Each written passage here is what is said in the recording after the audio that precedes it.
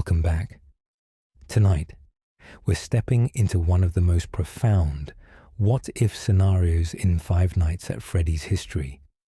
A question that strikes at the very heart of everything we know about this haunted chronicle. What if Henry Emily, co-founder of Fazbear Entertainment and brilliant engineer, had never created the security puppet? What if that slender music box-dwelling guardian with its painted tears and watchful gaze had simply never existed? The question seems almost innocent at first, just another hypothetical to ponder in the quiet hours. But, as we'll discover together, removing this single animatronic from the timeline doesn't just change one story. It unravels the entire fabric of Five Nights at Freddy's as we know it, leaving us with a haunted universe that looks fundamentally different from the one we've come to recognize through flickering security cameras and desperate survival attempts. The puppet stands as arguably the most important character in the entire franchise, and that's not hyperbole or favoritism speaking.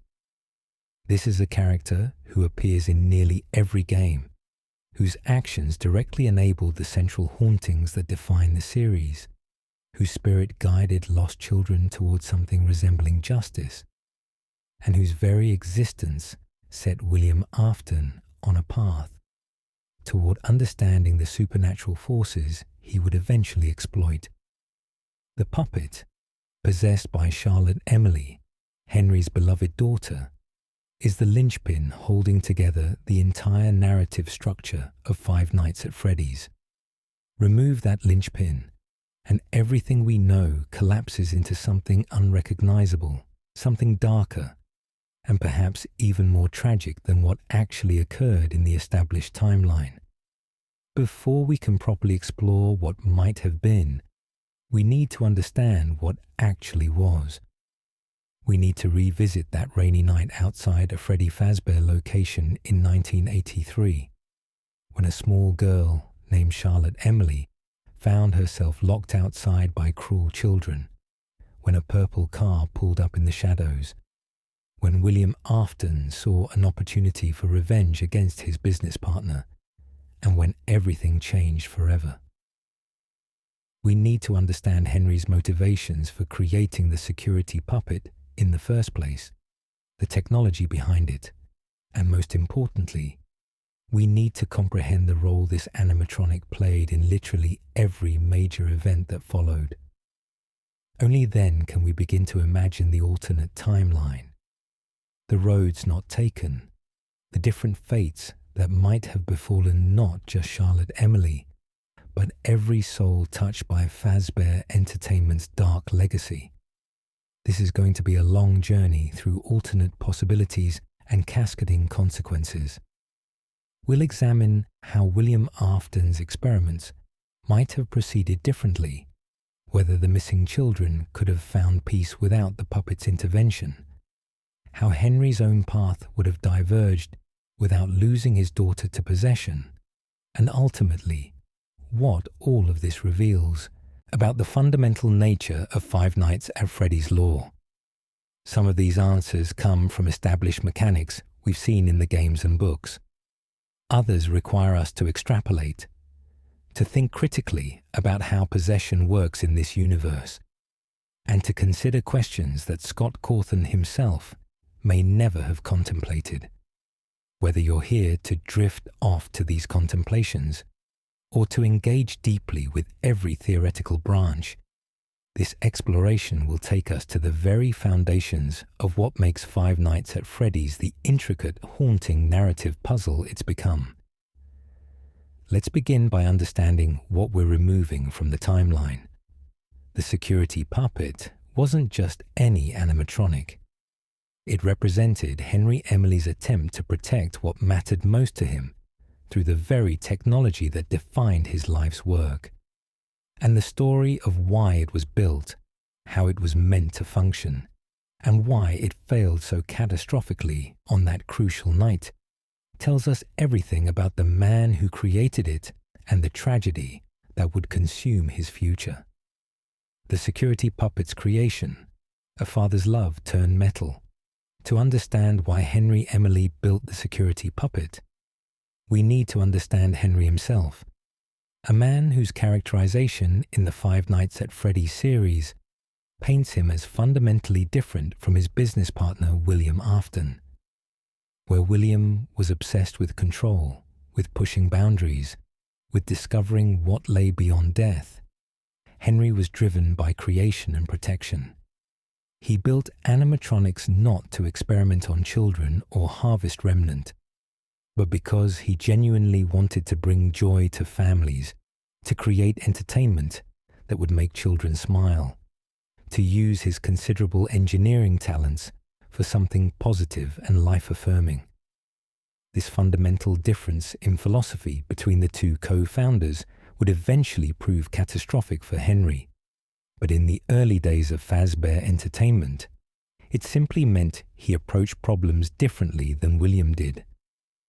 Henry had a daughter, Charlotte Emily, often called Charlie, who by all accounts was precious to him in ways that went beyond simple paternal affection. She embodied everything he believed in: innocence, kindness, a protective nature that extended to other children, even when she herself was just a child. According to what we learn from Henry's own words in Freddy Fazbear's Pizzeria Simulator, it was in Charlotte's nature to protect the innocent, a trait she carried even before her death, and certainly after it. Henry recognized this quality in his daughter, cherished it, and wanted desperately to safeguard it. But Henry was also a businessman running increasingly popular family entertainment venues, and he understood the harsh reality that he couldn't always be there to watch over Charlotte personally. The restaurants required his attention. Engineering challenges demanded his expertise. Business decisions needed his input. He couldn't be a hovering parent every moment Charlotte visited the pizzeria. And in the early 1980s, these family restaurants were still seen as safe community spaces where children could play relatively unsupervised. The solution Henry devised represented an elegant marriage of his protective instincts and his engineering genius. He would create an animatronic specifically designed with security functions, a guardian that would watch over Charlotte when he couldn't. This wasn't meant to be like the other animatronics, the performers on stage who sang and danced for birthday parties. This would be something more specialized, more focused. The security puppet would have one primary directive above all others: keep Charlotte Emily safe inside the building. To accomplish this, Henry implemented a green security bracelet system, a simple but effective piece of technology that Charlotte would wear, probably something she thought was just a colorful accessory. Unaware it was continuously broadcasting a signal that the security puppet could track. The bracelet worked as a proximity detector and location beacon. As long as Charlotte wore it and remained within the approved areas of the restaurant, the security puppet would remain passive, staying in its designated area, likely the prize corner, where we encounter it in Five Nights at Freddy's 2. But if Charlotte approached the exits, if she got too close to the doors leading outside, the security puppet's programming would activate. It would emerge from its station and intercept her, presumably with some gentle but firm method of redirecting her back into the safe interior spaces. The animatronic was designed to be protective without being frightening, a guardian that would keep Henry's daughter from wandering off or being led outside by strangers. It's worth noting that this system was remarkably advanced for the early 1980s technology level we're discussing, requiring wireless tracking, location triangulation, and sophisticated response protocols. Henry truly was a brilliant engineer, and he poured that brilliance into protecting his child. But Henry's design, as sophisticated as it was, contained fatal flaws that he couldn't have anticipated. Weaknesses that would prove catastrophic when tested under real-world conditions. The first and most obvious flaw was that the security puppet's protective protocols could be overridden by simple physical obstruction. As we see in the security puppet minigame from Pizzeria Simulator, when gift boxes were placed on top of the security puppet's container, likely by employees who needed access to that space or by children playing where they shouldn't have been, the animatronic became trapped. Its advanced tracking systems, its sophisticated programming, its protective directives, none of it mattered when it simply couldn't physically move to respond to Charlotte's proximity to the exit. This wasn't a complex hack or a deliberate sabotage meant to undermine the system. It was just objects in the wrong place at the wrong time. The kind of mundane accident that happens constantly in busy restaurants, but that, in this case, would have world-altering consequences. The second fatal flaw was that Henry had designed a system to keep Charlotte inside, but he hadn't accounted for what would happen if she ended up outside anyway. Once Charlotte was beyond the exit, standing in the rain, the security puppet's programming still recognized she was in danger, still attempted to fulfill its protective function. When the obstruction was removed, or when the animatronic managed to break free, it did exactly what it was designed to do. It went after Charlotte to bring her back to safety. But Henry's brilliant technology that worked perfectly in controlled indoor environments was never meant to function in the rain. The moisture, the electrical components exposed to weather, they were never designed to withstand. These factors caused immediate and catastrophic malfunctions. We see in the minigame how the security puppet begins to move erratically, its systems shorting out, sparks visible as water meets circuitry in ways that spell disaster for any electronic device. The third flaw, perhaps the most heartbreaking, was that Henry had designed a system to protect Charlotte from getting lost or wandering off, but he hadn't imagined the scenario where someone with malicious intent would target her specifically. William Afton's murder of Charlotte Emily wasn't a random act of violence or an opportunistic crime. It was calculated revenge against Henry, motivated by jealousy, by resentment, by William's twisted need to hurt the man whose family seemed so perfect compared to his own fractured household. William saw Charlotte alone and vulnerable outside the restaurant, and he seized that moment to inflict maximum pain on his business partner. No technological solution Henry could have implemented would have prevented this without addressing the fundamental problem, William Afton himself, and Henry, in his optimism and trust, never imagined his friend and partner would become his daughter's murderer. By the time the security puppet reached Charlotte's body in that rain-soaked alley, crawling with damaged servos and failing systems, it was far too late to fulfill its protective function. Charlotte was already dead, already beyond any help that technology could provide. The animatronic collapsed beside her, its systems finally giving out entirely, and in that moment of technological failure, something supernatural occurred. Charlotte's spirit, her essence, her consciousness, whatever you want to call the thing that makes a person who they are, didn't move on to whatever afterlife awaited. Instead, in what we've come to understand as the first possession event in Five Nights at Freddy's canon timeline, her spirit entered the security puppet. The animatronic designed to protect her became her prison and her vessel, transforming from a guardian robot into something far more significant, the first truly aware haunted animatronic, the entity that would eventually help other murdered children achieve similar fusions of spirit and metal. The puppet we've come to know with its distinctive black and white design and the purple tears running down its mask that weren't part of Henry's original design, but that emerged after Charlotte's possession. This possession was unique in the Five Nights at Freddy's timeline, and that uniqueness is crucial for understanding what happens in our alternate scenario.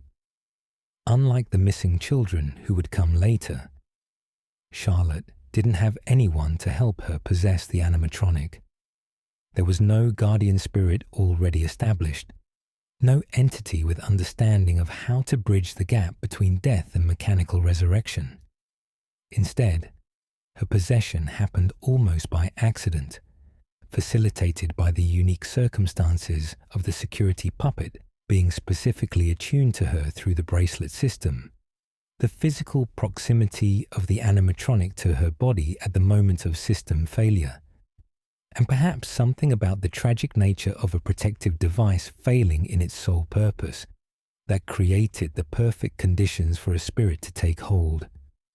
Charlotte's possession of the puppet was spontaneous, natural, and complete. She retained more of her human consciousness and intelligence than the missing children would later retain, likely because her possession happened immediately after death, rather than after the bodies had begun decomposing, and because the security puppet wasn't fighting her presence with existing AI routines the way the standard entertainment animatronics would resist the children William Afton murdered. Once possessed, the puppet, now animated by Charlotte's protective spirit, demonstrated abilities that went far beyond what Henry's engineering had programmed. It could move through the restaurants with purpose and intelligence. It could understand what was happening to other children who suffered fates similar to Charlotte's own. Most importantly, it developed the ability to facilitate possession in others, to take the bodies of murdered children and place them into the animatronic suits in a way that would allow their spirits to take hold and reanimate the mechanical performers. This ability, showcased in the famous Give Gifts, Give Life minigame from Five Nights at Freddy's 2, became the foundation for every haunting that followed. The puppet gave the missing children a chance to persist, to seek justice, to remain in the world rather than passing on to whatever lay beyond. But all of that, every single bit of that crucial chain of events, relied on Henry Emily making one specific decision in Charlotte's early childhood. He chose to build the security puppet. He chose to implement that green bracelet system. He chose to create a technological guardian for his daughter, rather than using some other security method, or simply accepting that he couldn't protect her from every possible danger. Without that choice, without the security puppet's existence, the entire sequence of events we've just described couldn't have happened. Charlotte's fate, the missing children's possessions, William Afton's understanding of Remnant, Henry's eventual path toward ending it all in fire, none of it would have occurred the way we know it did. So let's step into that alternate timeline. Let's imagine a world where Henry Emily made a different choice about how to protect his daughter, and let's trace the consequences that ripple outward from that single point of divergence. The alternate beginning. Different protective measures. In our alternate timeline, we need to make a crucial decision about how we're changing Henry's approach to Charlotte's safety. There are several possibilities, each leading to slightly different outcomes, but they all share the common thread of not involving a specialized animatronic with tracking technology. Perhaps Henry simply relied on traditional human supervision. Maybe he hired a dedicated employee to watch Charlotte during her visits to the restaurant, someone he trusted who would keep an eye on her while he attended to business matters. This wouldn't have been an unusual choice for the early 1980s, when many parents arranged for trusted adults to supervise their children in public spaces. Or perhaps Henry was more present himself. making a conscious effort to reduce his business activities during times when Charlotte was at the restaurant, staying closer to her physically rather than delegating her protection to technology. Another possibility is that Henry implemented standard security measures rather than specialized animatronic solutions. Maybe he simply installed better locks on the exit doors, ones that children couldn't operate on their own, ensuring that Charlotte and other kids couldn't leave the restaurant without adult assistance. He might have established clearer rules with Charlotte about staying in designated safe areas, relying on her intelligence and obedience rather than technological enforcement. Given Charlotte's protective and responsible nature that Henry later references, she likely would have followed such rules carefully, especially if she understood they were for her own safety and the safety of other children around her. Or perhaps Henry invested in conventional security systems, cameras monitored by human guards, alarm systems that would trigger if children approached exits, standard solutions that any business might implement, but that didn't involve creating a specialized animatronic. The key difference in all these scenarios is the absence of a piece of advanced technology specifically attuned to Charlotte Emily. Without the security puppet and its green bracelet system, there was no animatronic that would fail in the rain, no metal guardian that would collapse beside Charlotte's body, creating the perfect conditions for possession. This seemingly small change in Henry's security approach has immediate implications for what happened on that fateful night in 1983, when William Afton decided to strike at his business partner through the most devastating means possible. Let's consider the events of that night under the most likely alternate scenario. Charlotte, around 5 years old according to most timeline estimates, is at the Freddy Fazbear location. In the canonical timeline, she ends up locked outside by other children, cruel kids who thought trapping someone outdoors was amusing, not understanding or caring about the vulnerability they were creating. This bullying likely still happens in our alternate timeline because it doesn't depend on the security puppet's existence. It was simply children being thoughtlessly mean in ways that children sometimes are. But now, without the security puppet system, how does Henry's alternate security approach respond to Charlotte being outside? If Henry hired human supervision, we have to consider that person's attentiveness and judgment. A dedicated guardian watching Charlotte might notice immediately when she disappears from view, might respond to her absence with concern, and begin searching for her, potentially even stepping outside to check the perimeter. This creates a critical question. Would that human supervisor's response time be faster or slower than the security puppets would have been in the canonical timeline? The security puppet was instantaneous once free of obstruction, its programming triggering immediately when Charlotte's bracelet signal came from outside the approved zone. A human would take longer to notice, longer to react, longer to physically move to investigate. Those extra seconds or minutes could be the difference between life and death. But there's another crucial factor we need to consider. William Afton wasn't committing a crime of opportunity on that night. He came to that location specifically intending to hurt Henry by hurting Charlotte. We know from the Take Cake to the Children minigame depiction and the expanded security puppet minigame that William arrived in a vehicle, that he positioned himself near the restaurant, that he waited for an opportunity. He was hunting, deliberately and patiently. The question becomes whether William would have been bold enough to murder Charlotte if there were human witnesses potentially nearby, if security measures made it more likely someone would interrupt him, or if the lack of technological solutions meant more human attention was focused on the children's whereabouts. William Afton, as we come to understand him through the series, was calculating and careful despite his monstrous actions. He used the Spring Bonnie suit to gain children's trust when committing the missing children incident. He hid bodies and evidence carefully. He understood the importance of not being seen, of maintaining deniability. If Henry's alternate security measures meant more human eyes watching, more people aware of Charlotte's location, more chance of being witnessed, William might have hesitated. He might have waited for a better opportunity.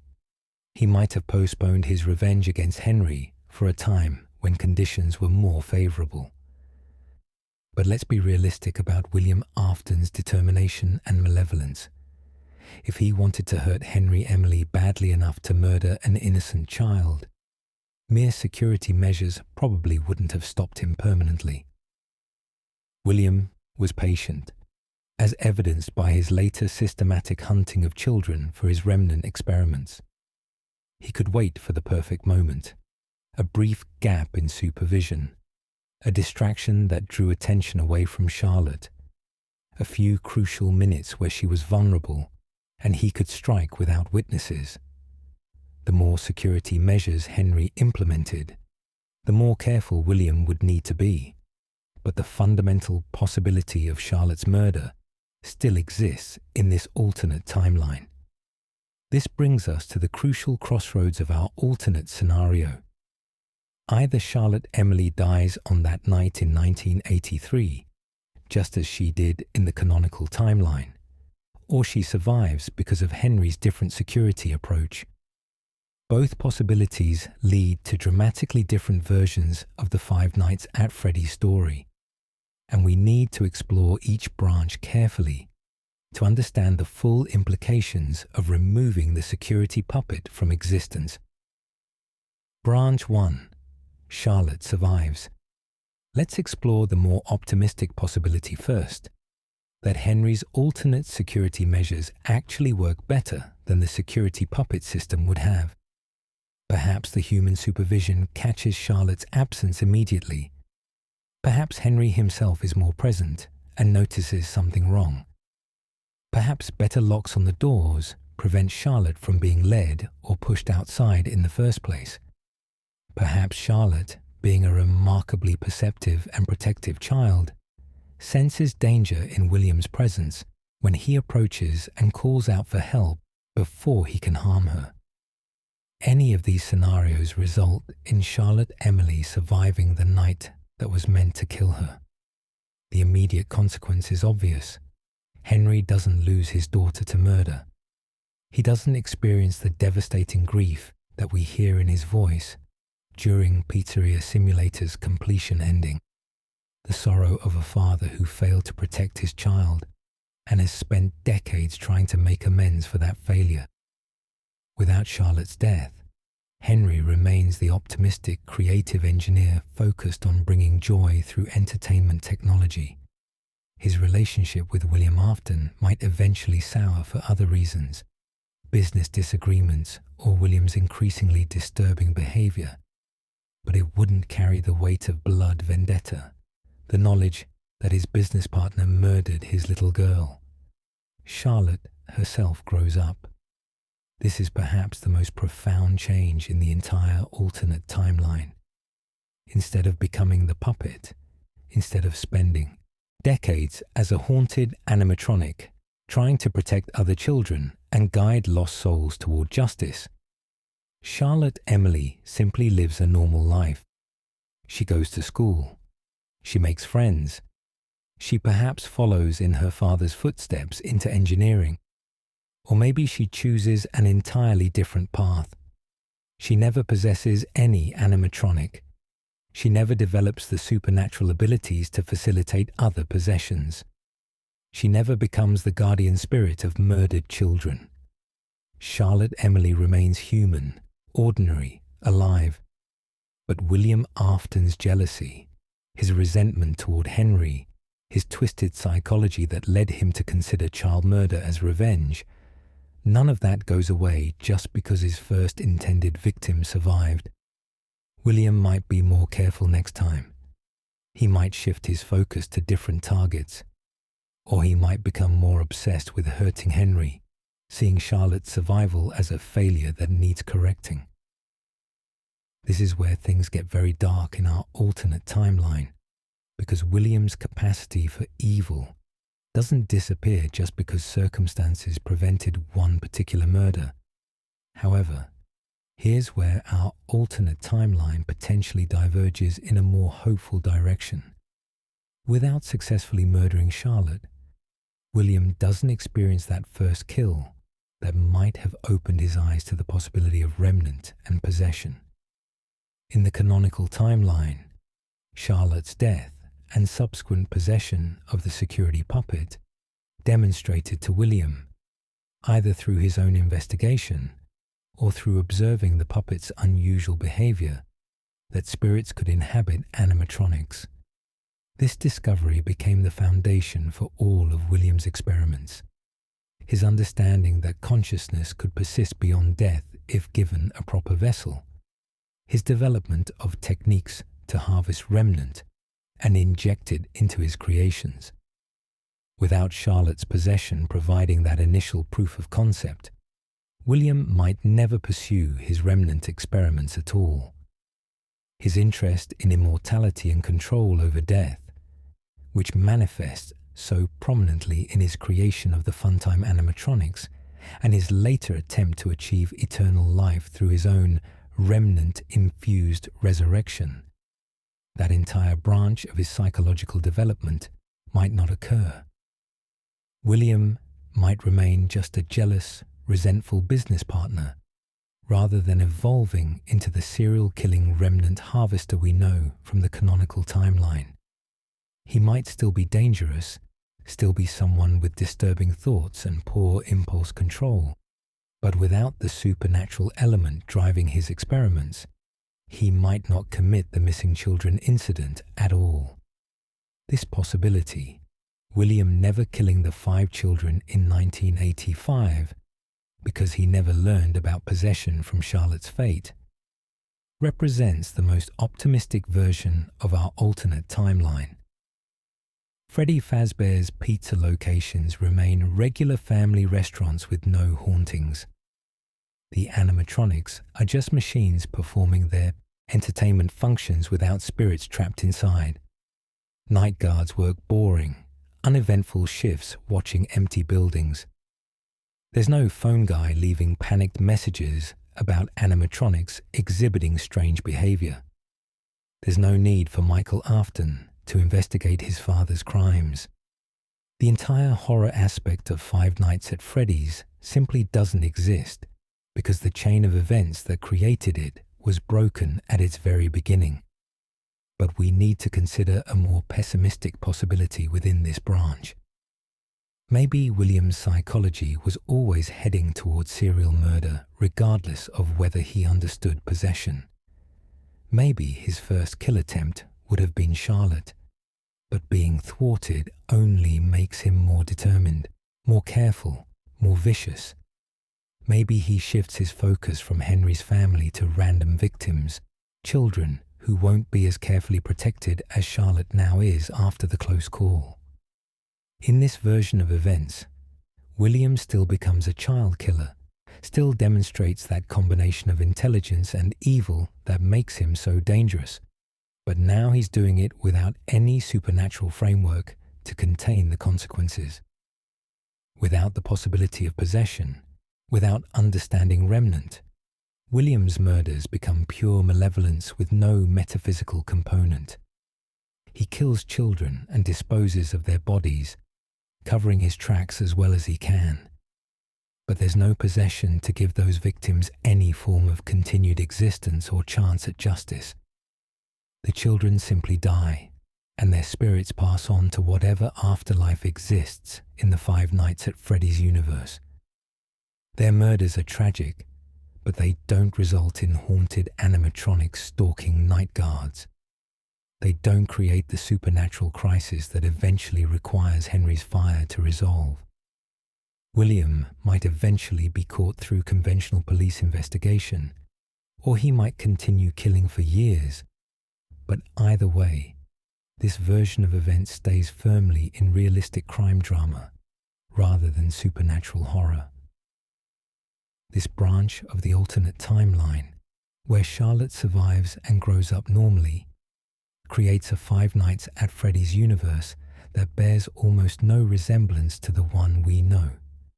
It might be a better world in many ways, with fewer murders and no tormented spirits trapped in metal bodies, but it's not the story that's captivated millions of players and theorists. It's a timeline where Fazbear Entertainment might still have business troubles and regulatory issues, but not because their animatronics are possessed by vengeful ghosts.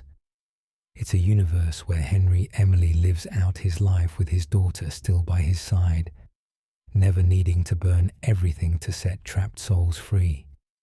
But there's another, much darker branch of this alternate timeline we need to explore. What if Charlotte doesn't survive? What if, despite Henry's different security approach, William Afton still succeeds in murdering Henry's daughter? This possibility maintains one of the canonical timeline's most crucial tragic moments, while still removing the security puppet from the equation.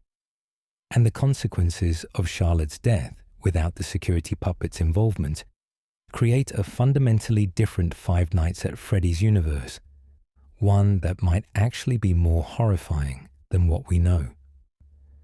Branch 2. Charlotte dies without possessing anything. In this version of our alternate timeline, William Afton manages to murder Charlotte Emily, despite Henry's different security measures.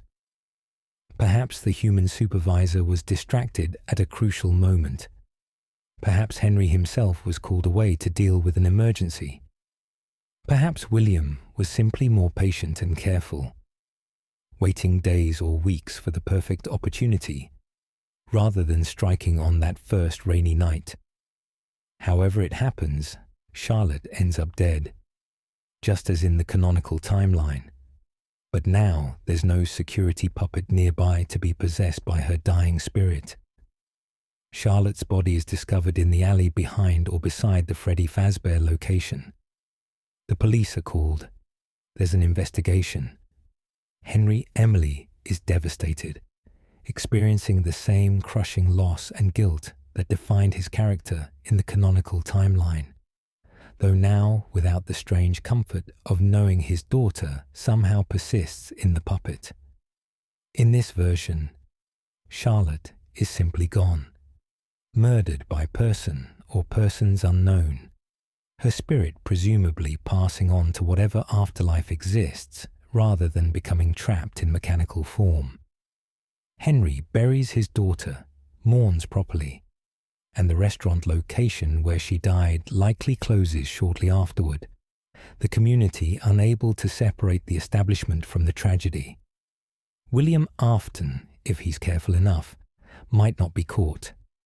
The investigation might stall without evidence tying him to the crime. He maintains his position as co-founder of Fazbear Entertainment, working alongside a man he's murdered the daughter of, carrying that secret knowledge like a poison in his heart.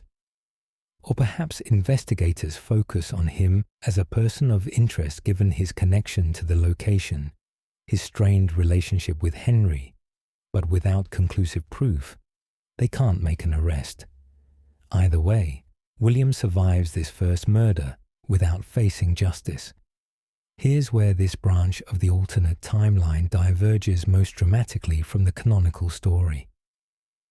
Without Charlotte's possession of the security puppet providing evidence that spirits can inhabit animatronics, William has no supernatural framework to build upon.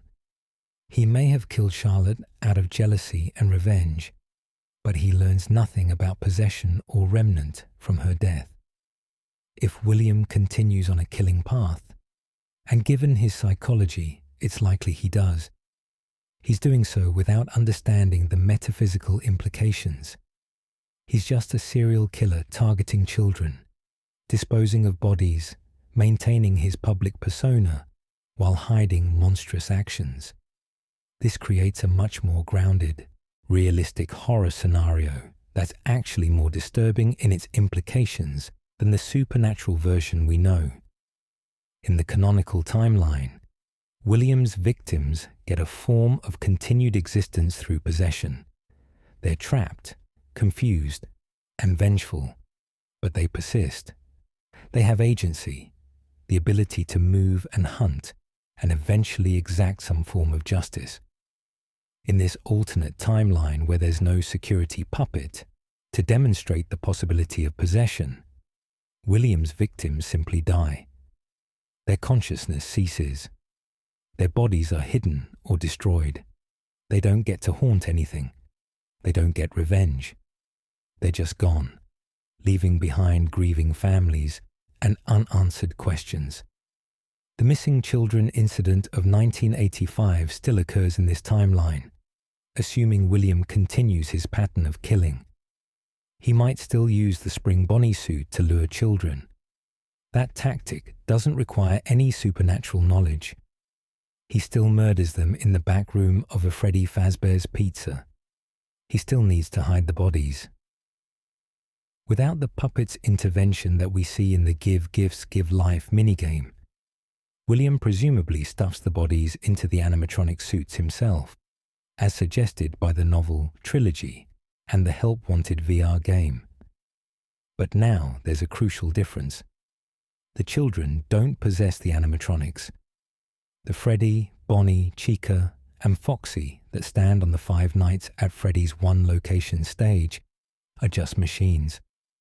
They're following their entertainment programming. When they roam at night, if they roam at all, it's because of free roaming mode settings or technical glitches, not because trapped spirits are driving them to hunt perceived threats. They don't recognize anyone as "it's me" because there's no one inside them to recognize anything. They don't have the twitchy, eerie movements that suggest something conscious animating them. They're just robots, broken and old and potentially dangerous due to mechanical faults, but not haunted, not possessed, not aware. This dramatically changes the nature of the horror in Five Nights at Freddy's. In the canonical timeline, the game creates tension through the suggestion that something malevolent, something that was human, is hunting you through the building. The animatronic's behavior, particularly details like Freddy's laugh echoing through the halls or Golden Freddy's sudden appearances, suggest consciousness and intelligence behind the attacks. Players aren't just dealing with malfunctioning machines, they're dealing with trapped souls seeking revenge against anyone wearing a security guard uniform because they mistake them for their killer. But in this alternate timeline, if night guards face any danger at all, it's purely mechanical. Maybe the old animatronics have faulty servos that cause them to lurch around at night. Maybe their facial recognition systems malfunction and identify humans as endoskeletons that need to be suit stuffed. Maybe they're just broken in ways that make them dangerous, like industrial equipment that wasn't properly maintained. This is a fundamentally different kind of horror, less supernatural and more like being trapped in a facility with dangerous machinery that might accidentally kill you. The bigger question becomes whether Fazbear Entertainment continues operating at all in this timeline. In the canonical version, the company faces bad publicity from the missing children incident, but they weather it by reopening with new locations and animatronics. The supernatural element, while creating danger for night guards and maintenance staff, also inadvertently helps the business because possessed animatronics are more animated, more seemingly alive, more engaging to children during daytime performances. The spirits trapped inside cause the animatronics to move and react in ways that go beyond their programming, creating a more interactive experience that families appreciate without realizing they're enjoying entertainment powered by trapped souls. Without that supernatural animation, without spirits breathing unintended life into the machines, the animatronics are just sophisticated robots doing their pre-programmed routines. They might be less engaging to audiences. They might face more direct competition from other entertainment venues. More importantly, without the supernatural cover, the company faces more intense scrutiny for the missing children cases. Authorities and parents start asking harder questions about security at Freddy Fazbear's Pizza locations. How did someone manage to lure and murder 5 children inside a restaurant? Why weren't there better safeguards? How could bodies be hidden in animatronic suits without anyone noticing? In the canonical timeline, paranormal events muddied the waters, strange animatronic behavior, unexplained phenomena, security systems malfunctioning in ways that suggested something beyond simple technical faults. Investigators had to contend with the evidence that didn't make logical sense, which ironically helped Fazbear Entertainment maintain plausible deniability. But in our alternate timeline, everything is more straightforward, more explicable. Children went missing at a Fazbear Entertainment location. Their bodies were found or never recovered. Someone working for or with access to the restaurants committed serial murder. The case might be harder to solve without supernatural clues, but it's also harder for the company to deflect blame and continue operating normally.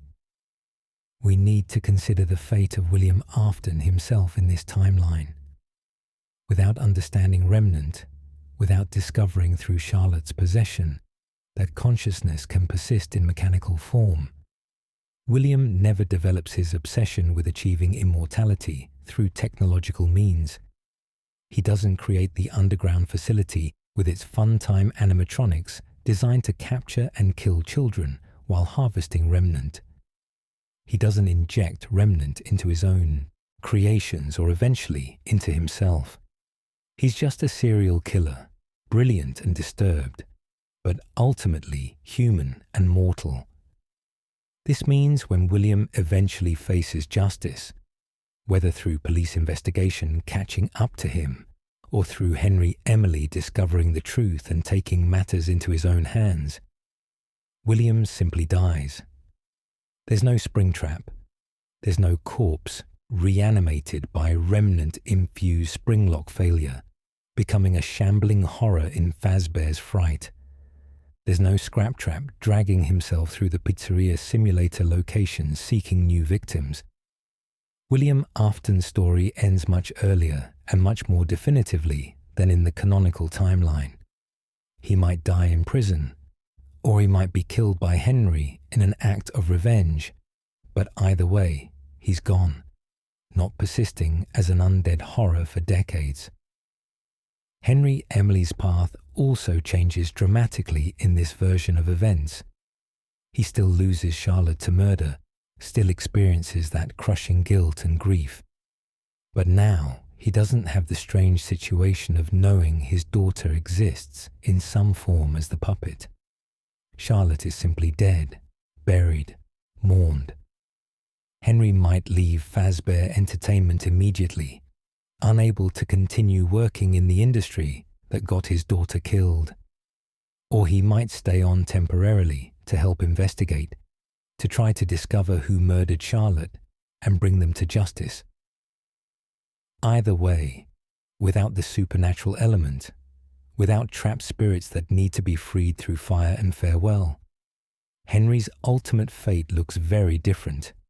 In the canonical timeline, Henry orchestrates the complex trap of Pizzeria Simulator specifically to gather all the haunted animatronics into one location, where he can burn them and finally release the trapped spirits. His motivation is ending the supernatural crisis, freeing the souls including his own daughters, and ensuring William Afton can never hurt anyone else through his remnant-fueled resurrection. But in our alternate timeline, there are no trapped spirits to free. Charlotte's soul has already moved on naturally. There's no supernatural threat to contain. Henry's response to Charlotte's murder would be purely personal grief and perhaps a drive for conventional justice, not the metaphysical problem-solving of the canonical ending.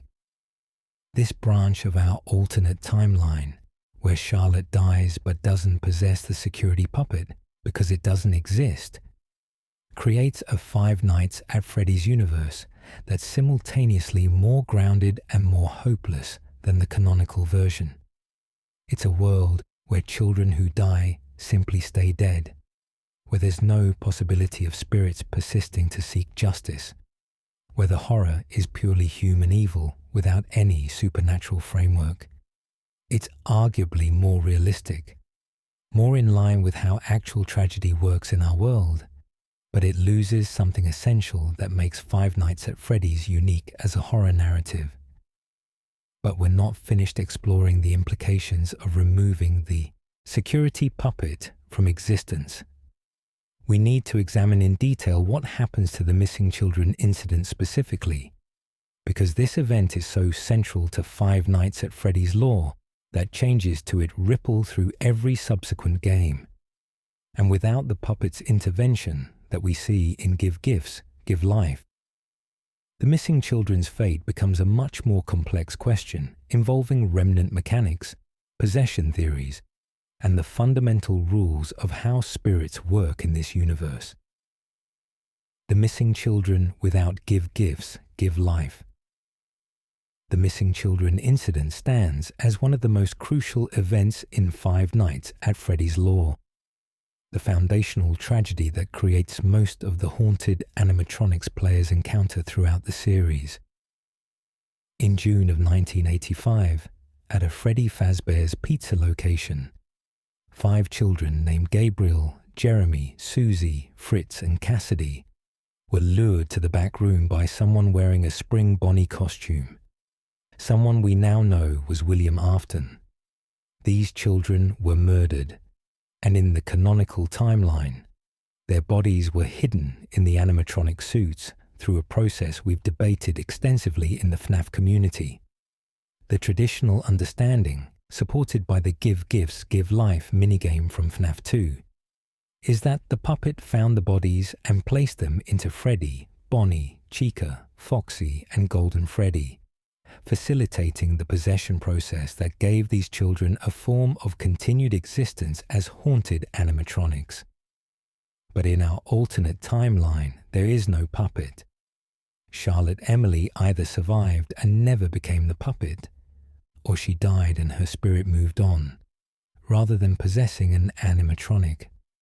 Either way, when William murders the 5 children, there's no guardian spirit ready to give them gifts and give them life.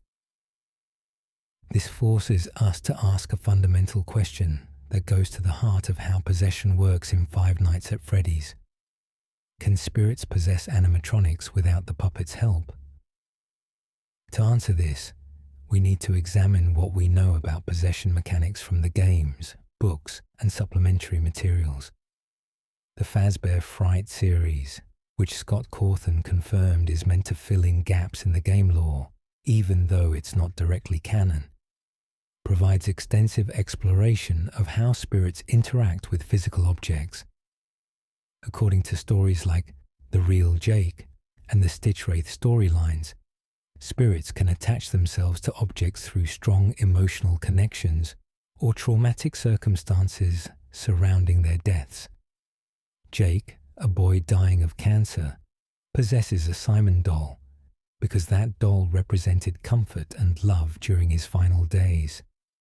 The emotional attachment created a bridge between his dying consciousness and the inanimate object, allowing his spirit to persist within it after death. This suggests that possession doesn't necessarily require a facilitator like the puppet. Under the right circumstances, with enough emotional intensity or the correct physical proximity at the moment of death, a spirit might be able to inhabit an object or animatronic on its own. The question becomes whether the circumstances of the missing children incident provide those right conditions. William murdered these children in the back room of a Freddy Fazbear's Pizza.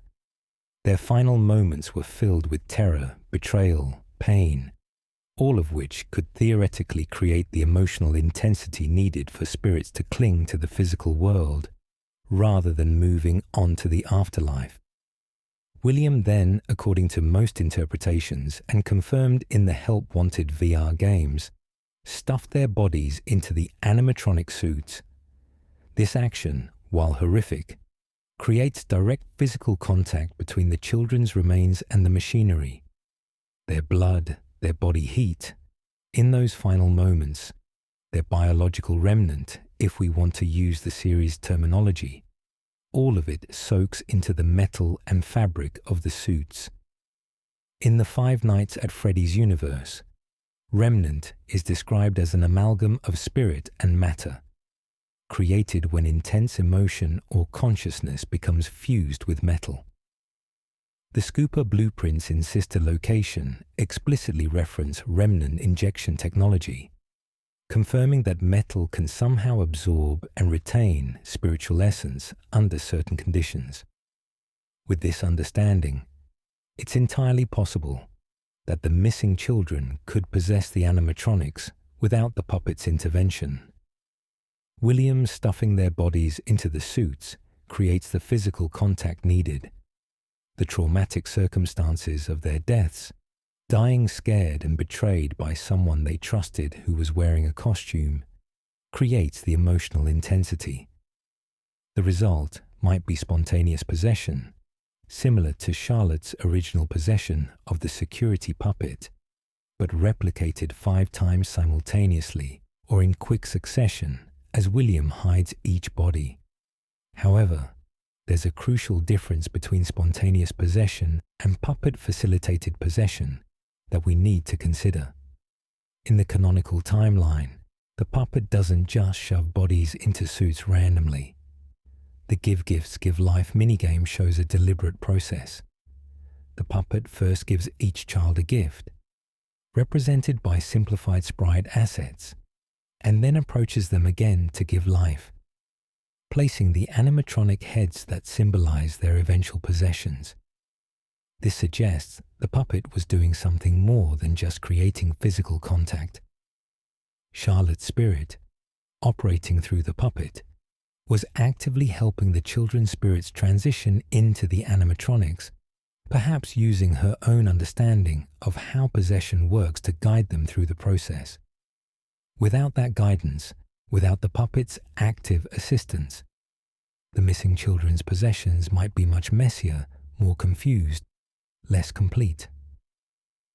In Ultimate Custom Night, the puppet refers to the other spirits as being like animals, suggesting they retained less of their human consciousness and reasoning ability than Charlotte did. This might be because they were already dead for some time before being placed in the suits, or it might be because their possessions were traumatic and chaotic, rather than facilitated by a caring guardian spirit. In our alternate timeline where there's no puppet to help them, this animal-like consciousness might be even more pronounced. The children might possess the animatronics, but they might not understand what happened to them. They might not retain memories of who they were or why they died. They might be confused amalgamations of fear and anger without clear thought or purpose. Their haunting might manifest as random aggression, attacking anyone who comes near without the focused hunting behavior we see in the games where they're specifically targeting adults who might be their killer. They might even be unaware they're dead at all, experiencing existence in the animatronics as a confused nightmare state, where nothing makes sense and they lash out at anything that moves. Alternatively, the possessions might not happen at all if the puppet's active facilitation was essential rather than just helpful. This possibility that the missing children's spirits simply move on to the afterlife because there's no puppet to bind them to the animatronics creates the most divergent version of our alternate timeline. In this scenario, William murders 5 children, hides their bodies in the animatronic suits as in the canonical timeline, but nothing supernatural results. The bodies are eventually discovered, leading to the location's closure and major investigations. The animatronics are processed as evidence, then likely destroyed or stored in some police warehouse. There's no haunting. The children are simply dead, their spirits having passed on naturally, rather than being trapped in mechanical bodies. If we follow this version of events, then the entire premise of Five Nights at Freddy's as we know it collapses. The first game's events, where you're a night guard dealing with homicidal animatronics, doesn't happen because the animatronics aren't possessed. They're just old, possibly contaminated with biological evidence from the murders, but not animate beyond their standard programming. There might still be a game in this universe, but it would be fundamentally different, perhaps more focused on investigation and discovering what happened to the missing children, or perhaps dealing with William Afton's continued crimes in a more realistic true crime framework. But let's explore the middle ground, the scenario that maintains some of the canonical timeline's supernatural elements, while still accounting for the security puppet's absence. In this version, the missing children do possess the animatronics through spontaneous possession, facilitated by the traumatic circumstances and physical contact with the suits, but their possessions are more chaotic and less directed than in the canonical timeline. They're confused, animalistic, vengeful, but without clear understanding of what they're seeking vengeance for, or who specifically killed them. This creates a version of Five Nights at Freddy's where the animatronics are more unpredictably dangerous. In the canonical games, the haunted animatronics exhibit patterns of behavior that night guards can learn and counter. Freddy has his progression through the building that you can track on cameras. Foxy has his distinct running pattern. Bonnie and Chica have their favored routes. These patterns suggest intelligence and intention behind the haunting. But in our alternate timeline, with the missing children's possessions being more confused and chaotic, the animatronics might behave much less predictably. They might wander randomly rather than following learned paths. They might attack without the methodical stalking we see in the games, just suddenly appearing in the office because the confused spirits inside them don't understand concepts like halls and doors anymore. They might exhibit more overtly supernatural behavior, teleportation, impossible movements, reality-bending effects, because the spirits inside them aren't bound by understanding physical rules the way Charlotte's more coherent consciousness was. This could make the location significantly more dangerous to work in, leading to higher casualty rates among night guards, and potentially forcing Fazbear Entertainment to close permanently much sooner than they did in the canonical timeline. Another crucial consideration is how William Afton responds to the missing children's possessions in this alternate timeline. In the canonical version, William observes what the puppet did, how Charlotte's spirit helped the other children possess the animatronics. This demonstrated to him that possession was possible, that consciousness could persist in mechanical form, that remnant was real and could be manipulated. But in our alternate timeline, how does William discover the truth about possession? If the children possess the animatronics through spontaneous rather than facilitated means, William might notice unusual behavior in the animatronics after hiding the bodies. He returns to check on his handiwork and finds that the suits he stuffed with corpses are moving independently, exhibiting awareness beyond their programming. This discovery fascinates him, opens his mind to the possibility that death isn't final, that consciousness can be captured and controlled.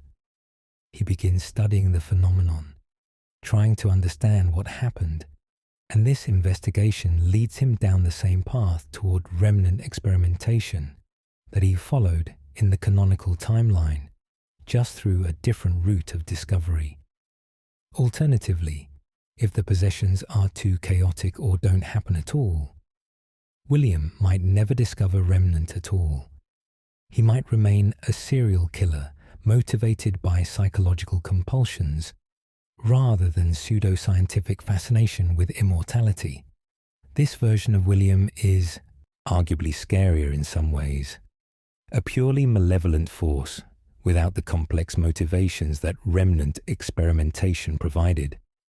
He kills because he enjoys it, or because he's driven by compulsions he doesn't understand himself, not because he's pursuing some twisted form of scientific research. The missing children incident also has implications for William's own fate in this alternate timeline. In the canonical story, William eventually returns to the abandoned Freddy Fazbear's Pizza location, dismantles the haunted animatronics to presumably extract their remnant, and gets chased into the back room by the freed spirits, leading to his death in the Spring Bonnie suit that becomes Springtrap.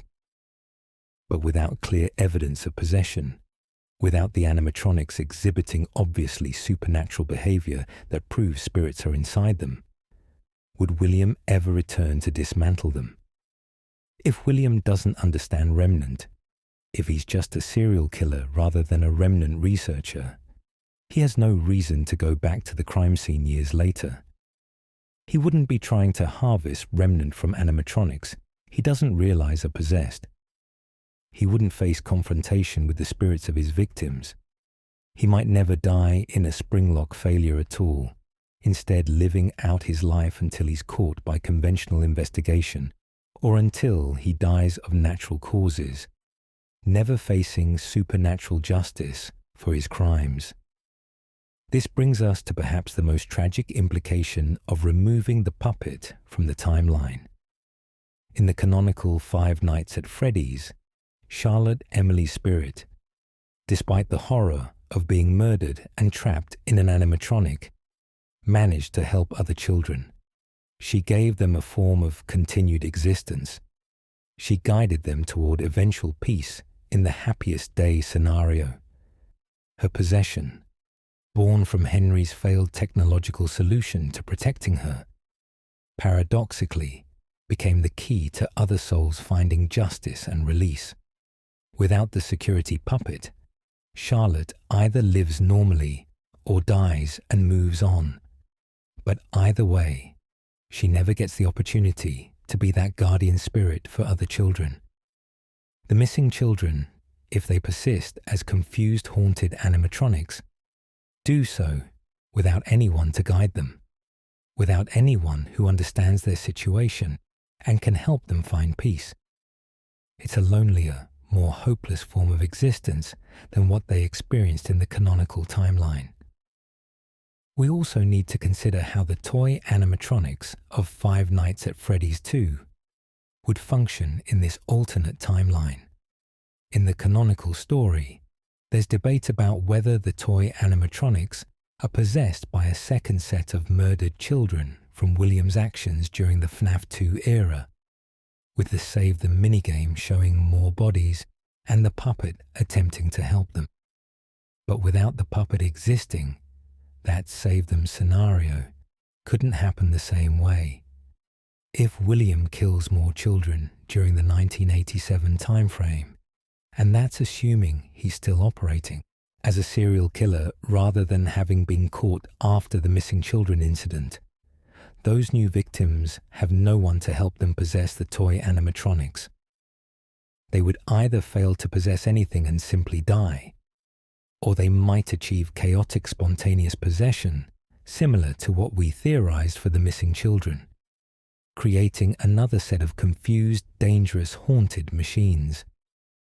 The absence of the puppet has cascading effects throughout the entire timeline, changing not just individual events, but the fundamental nature of what Five Nights at Freddy's is about.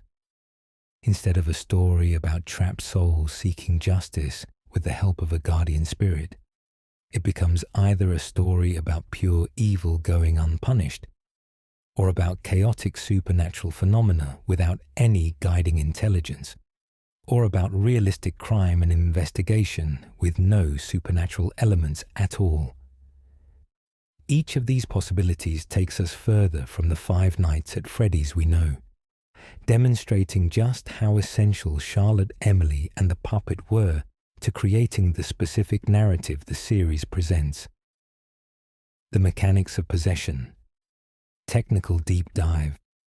To fully understand our alternate timelines implications, we need to examine exactly how possession works in the Five Nights at Freddy's universe, using evidence from games, books, and Scott Cawthon's own statements. This technical analysis will help us determine whether the missing children could possess the animatronics without the puppet's help, and if so, what that possession would look like compared to the canonical version. The concept of remnant is central to understanding possession mechanics, first explicitly mentioned in the Scooper blueprints from Sister Location. Remnant is described as a substance that forms when human consciousness and emotion become fused with metal.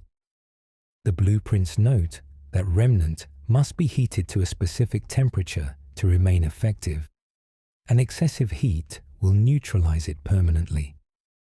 This temperature sensitivity becomes important in Pizzeria Simulator, where Henry's fire is hot enough to destroy remnant and free the trapped spirits. The blueprints also reference injection capabilities, showing that William Afton developed technology to harvest remnant from one source and inject it into another, which he used to animate the Funtime animatronics with fragments of the missing children's souls. But remnant, as we understand it from the broader lore, isn't created through scientific process alone. It requires death under circumstances that generate intense emotion. The Fazbear Fright series extensively explores this through the concept of agony, which is described as the most potent form of emotional energy, capable of infesting objects and even creating pseudo-sentience in items that were never alive. Stories like The Real Jake show that positive emotions can also create remnant, but the books emphasize that negative emotions, particularly the agony of traumatic death, are more powerful and more likely to bind consciousness to physical objects. This gives us a framework for analyzing whether spontaneous possession could occur without the puppet. The missing children died in circumstances that would generate maximum agony. They were betrayed by someone they trusted, the person wearing the Spring Bonnie suit, who lured them away from the safety of the party. They were murdered violently, 5 separate acts of shocking brutality against innocent children.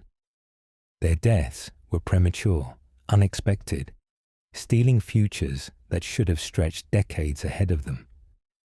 All of these factors combine to create exactly the kind of intense negative emotion that the Fazbear Fright series suggests can generate powerful remnant.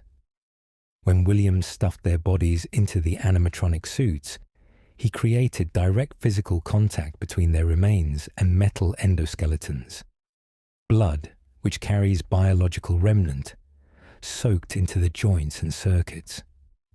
Body heat, in the final moments before their systems shut down, warmed the metal around them.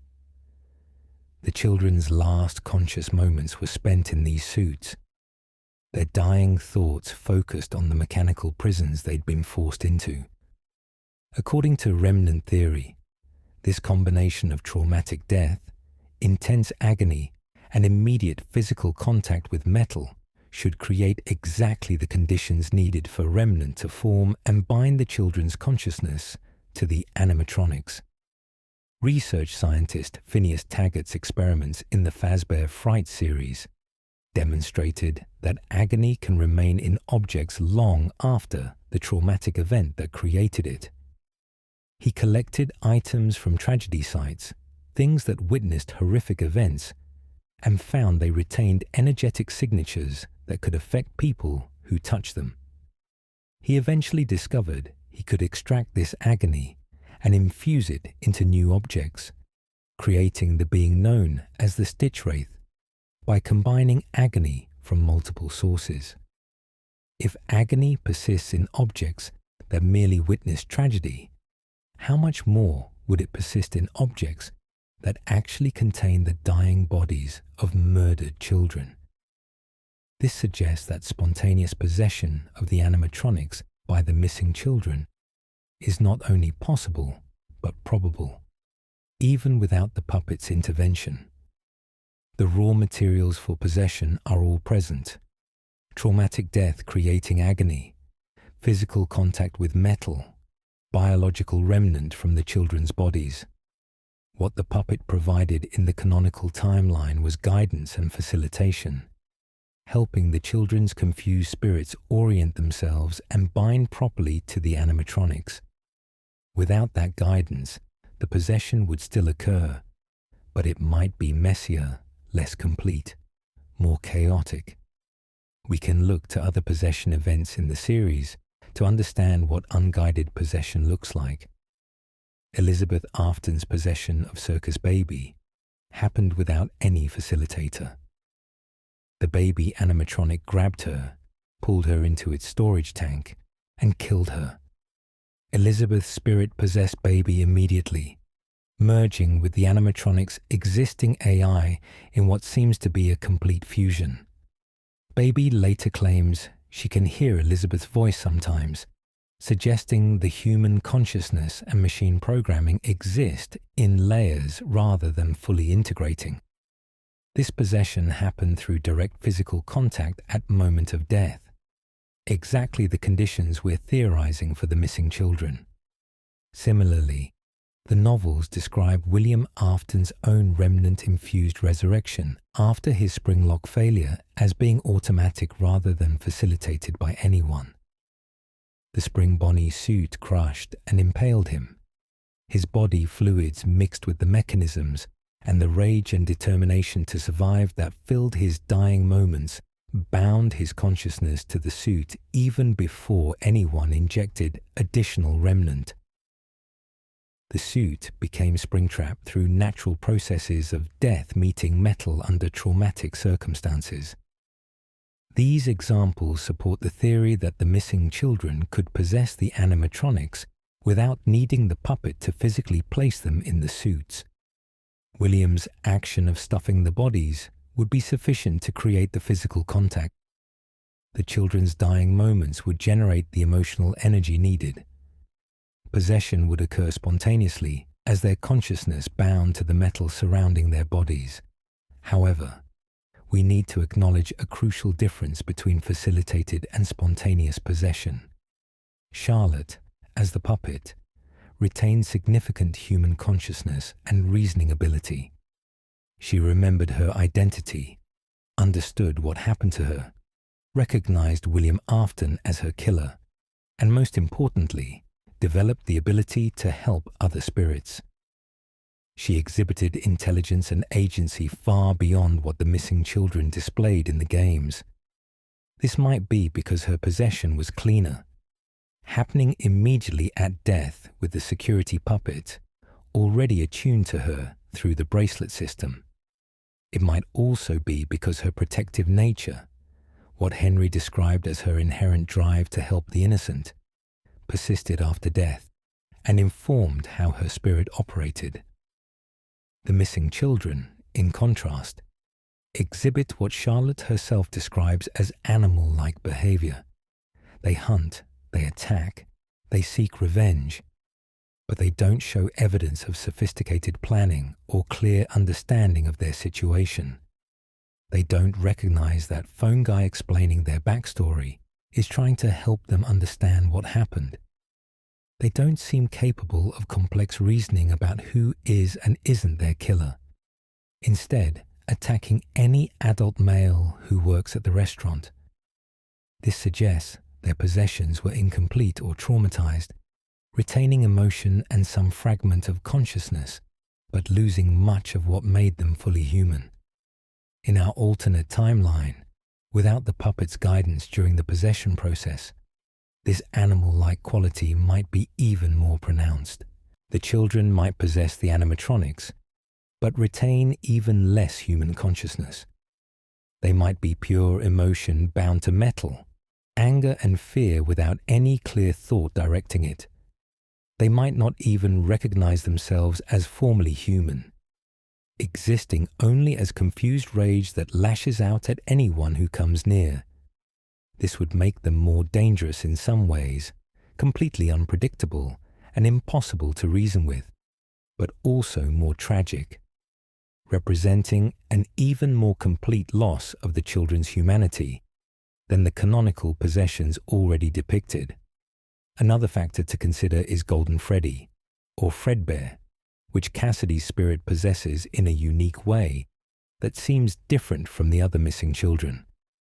Golden Freddy can teleport, appears as a disembodied head or slumped suit, causes hallucinations, and generally exhibits abilities beyond the other haunted animatronics. In the canonical timeline, there's debate about whether the puppet intentionally withheld the final gift during Give Gifts, Give Life, leaving Golden Freddy's possession incomplete or special. In our alternate timeline, if spontaneous possession occurs, would Golden Freddy still be unique? Or would all the possessions share that incomplete, reality-bending quality? The answer might depend on whether there's something inherently different about Cassidy's possession, or whether it's the animatronic itself that's unique.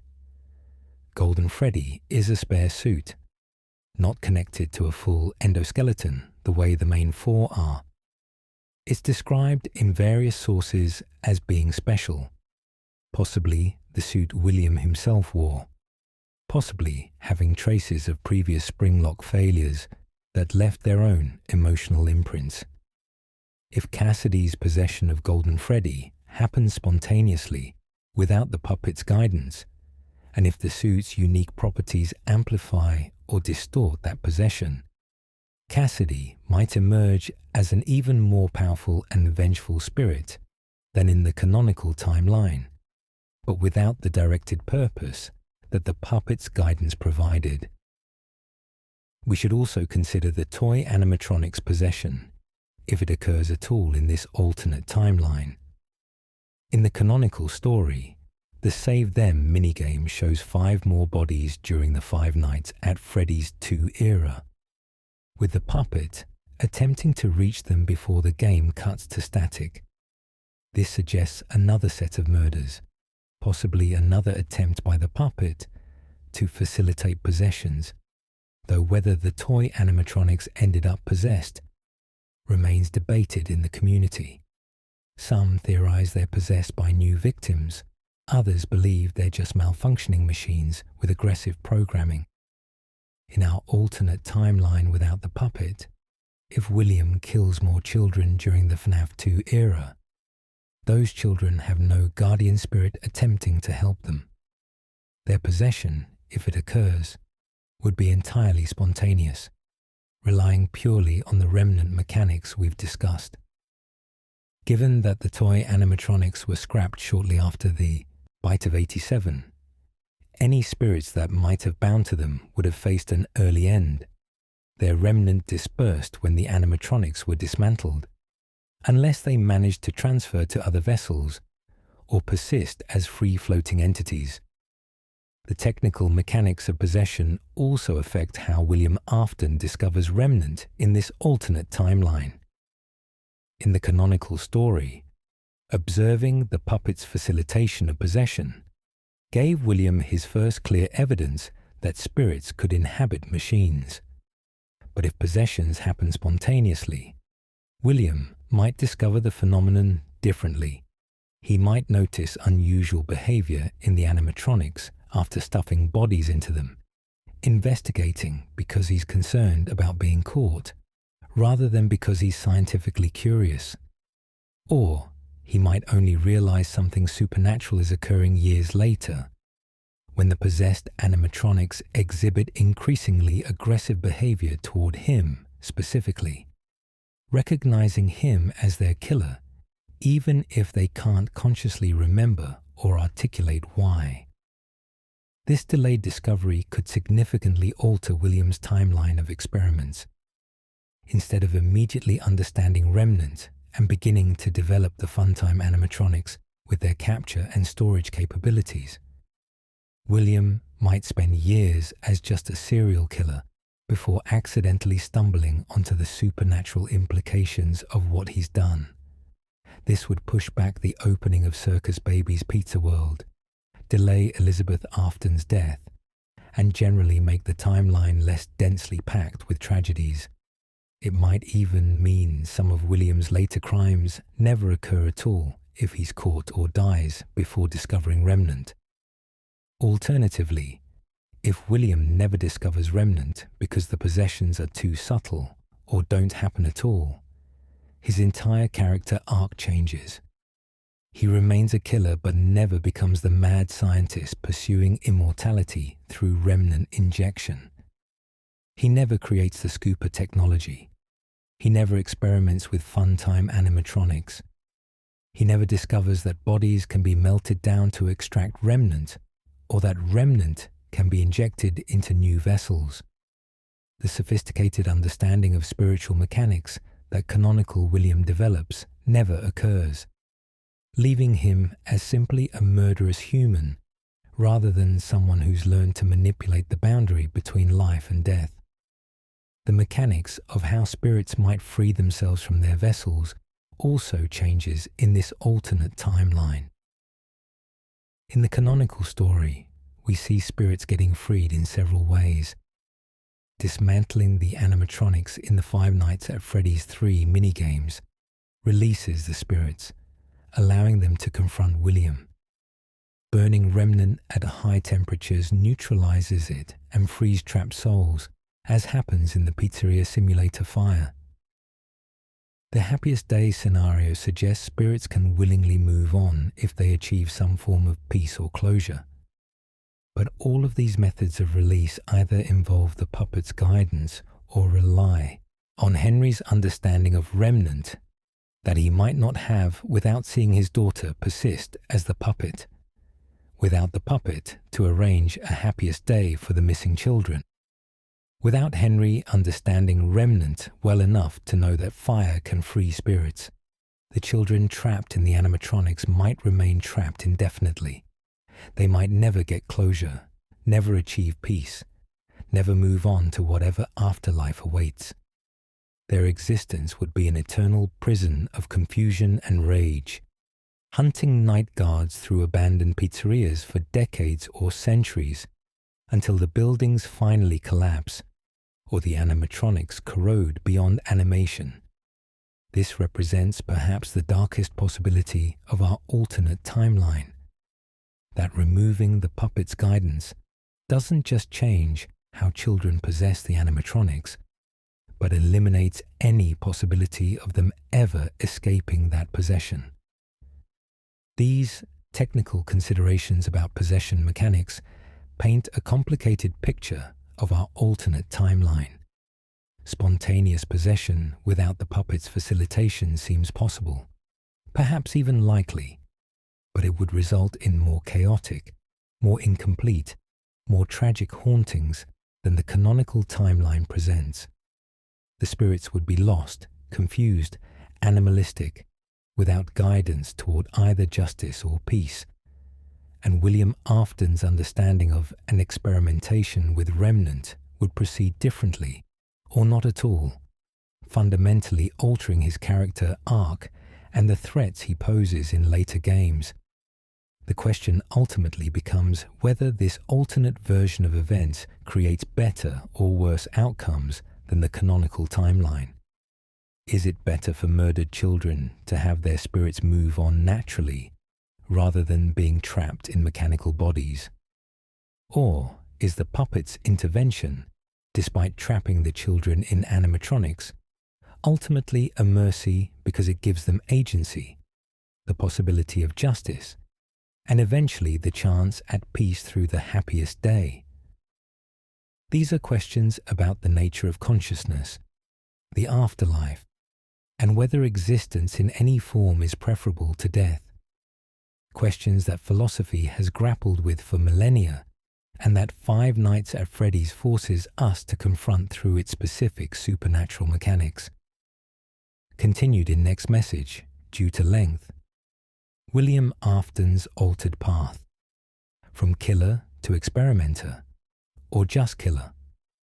William Afton's character arc in the canonical Five Nights at Freddy's timeline follows a specific trajectory from businessman to murderer to mad scientist obsessed with remnant and immortality. Each phase builds on discoveries from the previous one, creating a villain whose motivations evolve from simple malevolence towards something more complex and philosophically disturbing. But this evolution depends heavily on William learning about possession through observing the puppet's actions after Charlotte's death. Without that crucial learning moment, William's entire path changes, potentially in ways that make him less supernatural but no less dangerous, or perhaps even more so for being purely human in his evil. Let's start by examining canonical William's progression to understand what we're changing. After murdering Charlotte Emily in 1983, William would have observed unusual phenomena around the puppet animatronic. Perhaps it moved when it shouldn't have, exhibited behaviors beyond its programming, or demonstrated awareness that suggested something was inside it. This observation, combined with William's brilliant but twisted intellect, led him to realize that Charlotte's consciousness had somehow persisted within the machine. This revelation opened his eyes to possibilities he'd never considered before. Death wasn't the end. Consciousness could be preserved, trapped, controlled through the right technological means. Spirit could be bound to matter. This understanding transformed William from a killer, motivated by jealousy and rage, into an experimenter pursuing a grand goal, defeating death itself. He began designing animatronics specifically meant to capture and kill children while preserving their remnant. The fun-time animatronics emerged from this research, sophisticated killing machines disguised as entertainers. Circus Baby with her claw mechanism, Funtime Freddy with his chest cavity, Ballora with her audio sensors to detect hiding children. All of them represented William's attempt to harvest remnant more efficiently than crude murder and stuffing could provide. When Elizabeth Afton died in Baby's claw, William didn't just lose his daughter to a tragic accident. He gained crucial data about how young spirits interact with advanced AI systems. Baby, already sophisticated before possession, became even more complex after Elizabeth's consciousness merged with the existing programming. This fusion demonstrated to William that remnant could enhance and amplify artificial intelligence, creating beings that were more than either spirit or machine alone. This discovery informed his later experiments, including his eventual attempts to inject remnant into himself to achieve immortality. But all of this canonical development depends on that first observation of the puppet's possession. Without Charlotte inhabiting the security puppet, without that clear demonstration that spirits could persist in animatronics, William's path diverges dramatically. We need to explore several possibilities for how his character might develop differently in this alternate timeline. The first possibility is that William never discovers remnant at all. He murders Charlotte in 1983 as revenge against Henry, but with no possession occurring or no security puppet to be possessed, there's no supernatural phenomenon for William to observe. Charlotte simply dies, her body is found, and William either gets away with it or faces investigation but not conviction due to lack of evidence. He might murder again, giving in to whatever psychological compulsion drove him to kill a child in the first place, but now he's operating as a conventional serial killer rather than someone pursuing metaphysical experimentation. This version of William is arguably more frightening in its simplicity. He kills because he wants to, because he enjoys the power it gives him, because something in his psychology is fundamentally broken in ways that mirror real-world serial killers rather than the elaborate mad scientist persona of canonical William. He doesn't have the excuse of scientific curiosity. He's not trying to achieve anything beyond the satisfaction of his murderous urges. He's pure malevolence without the complex motivations that make canonical William almost sympathetic in certain fan interpretations. Without understanding Remnant, this William never creates the fun-time animatronics.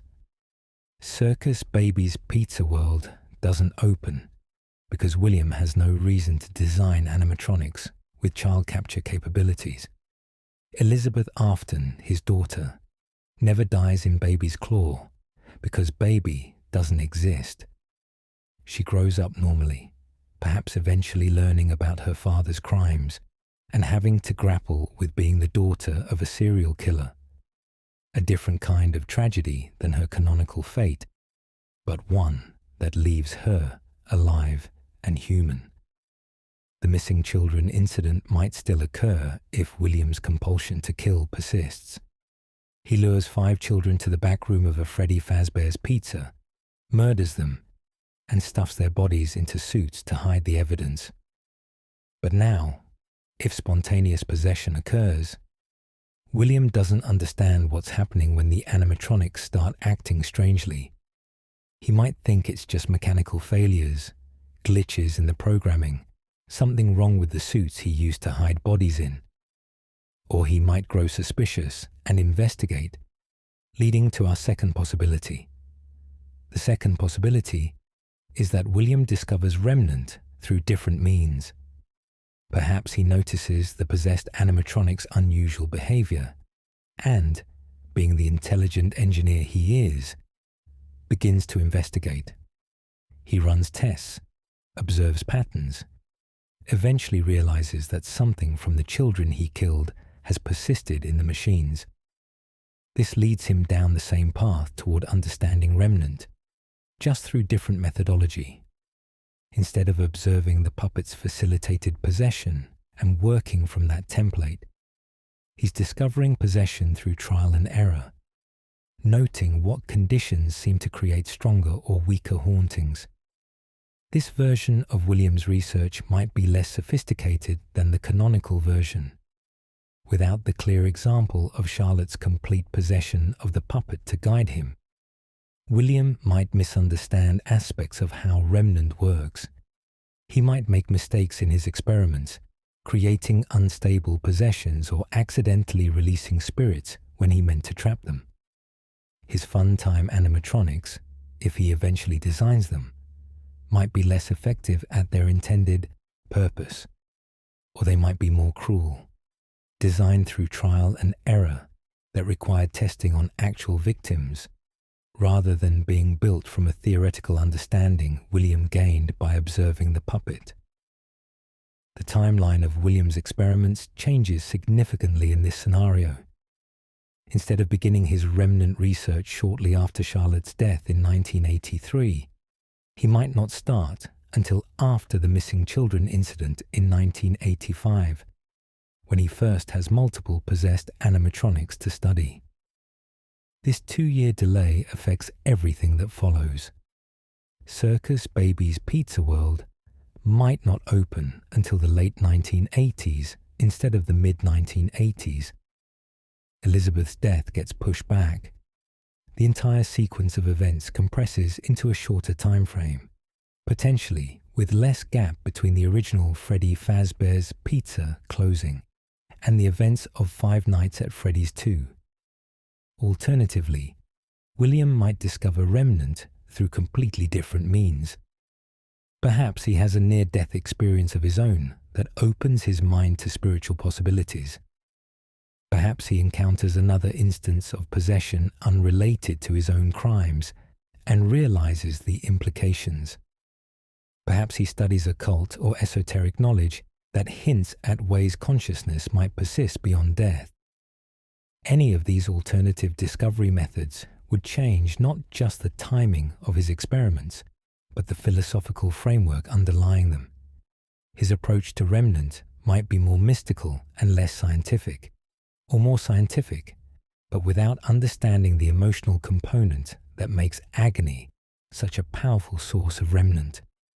The third possibility, perhaps the most disturbing, is that William knows about remnant from the beginning. Maybe he didn't need to learn about possession from Charlotte's death, because he already understood it through other means. Perhaps in this alternate timeline, William had been researching spiritual mechanics before ever murdering anyone. Maybe he targeted Charlotte specifically because he wanted to test theories about possession, and his disappointment when she either didn't possess anything or her spirit moved on naturally drives him to refine his methods. This version of William is even more calculating and cold-blooded than the canonical version. Someone who saw murder as experimental methodology from the start, rather than discovering the supernatural implications after the fact. This interpretation requires us to ask where William might have learned about remnant without the puppet demonstration. The answer might lie in the novel trilogy's revelations about his past.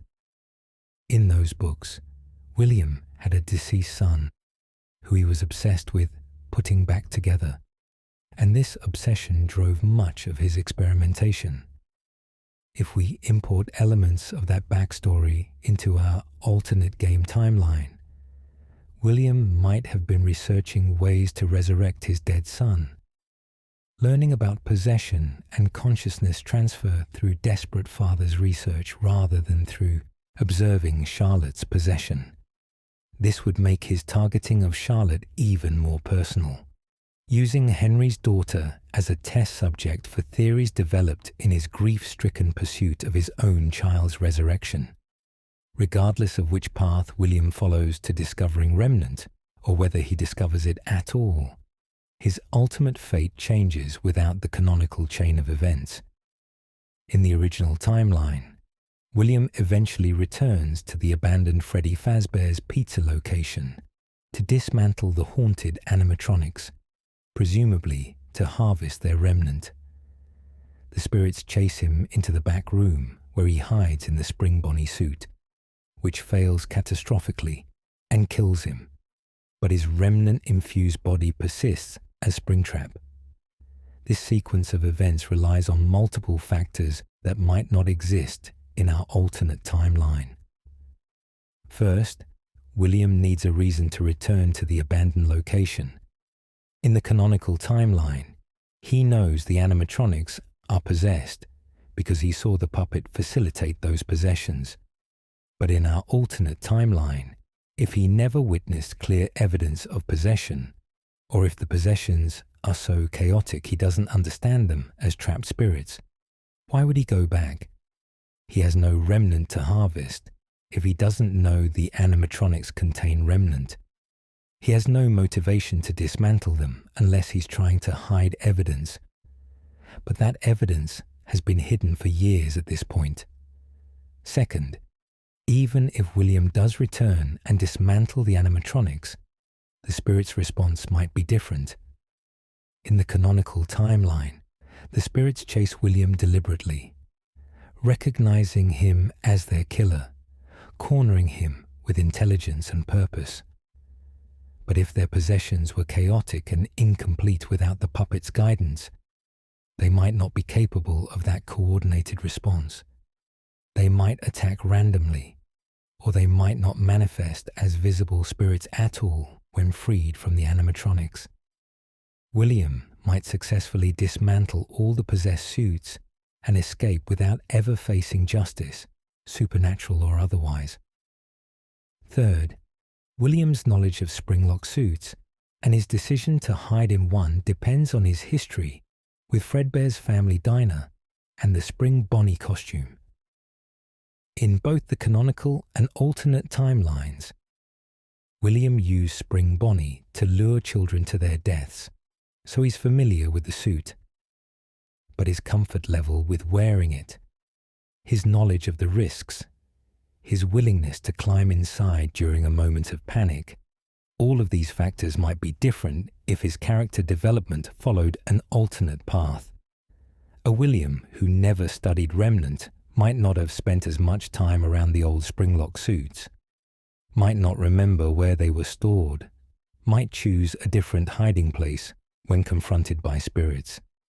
If William doesn't die in a Springlock failure, the entire events of Five Nights at Freddy's 3 don't happen. There's no Springtrap to be found decades later and brought to Fazbear's Fright as an attraction. There's no reanimated corpse hunting night guards through a horror attraction. The game, as we know it, simply wouldn't exist, or it would be completely different, perhaps focused on other possessed animatronics, rather than William's undead form. William's ultimate fate in this alternate timeline might be much more mundane than his canonical resurrection. He might be caught by police investigation eventually, tried for murder, and imprisoned or executed. He might die of natural causes, taking his knowledge of any supernatural discoveries to the grave. He might be killed by Henry Emily in an act of revenge once Henry discovers William's responsibility for Charlotte's death. Or he might simply disappear, retiring his identity and fleeing to avoid capture, living out his remaining years under an assumed name, while his crimes remain officially unsolved. Each of these alternative fates for William Afton feels anticlimactic compared to his canonical story of persisting as Springtrap, being burned in Fazbear's Fright, somehow surviving again, dragging himself as Scraptrap to Henry's Pizzeria Simulator trap, and finally being burned again along with the other haunted animatronics. That elaborate arc of supernatural persistence, driven by William's remnant-infused body refusing to die, depends entirely on William understanding Remnant well enough to have it in his system when the Springlock failure occurred. Without that understanding, he's just a human being subject to normal mortality. And while that might be more realistic, it's far less mythically resonant than the eternal villain who keeps coming back. The implications extend beyond just William's personal fate. His experiments in Remnant led to the creation of the Funtime animatronics, which later combine into Ennard, which uses Michael Afton's body as a disguise before becoming Molten Freddy. Without William's Remnant research, none of these entities exist. Sister Locations events don't happen. Michael never gets scooped. He never becomes an undead purple corpse held together by Remnant, never goes on his journey of searching for his father and attempting to undo the damage William caused. This removes another key player from the canonical timeline. Michael Afton's persistence as an undead night guard, hunting for his father, his survival through multiple Five Nights at Freddy's games, his eventual presence in Pizzeria Simulator, where he completes Henry's trap.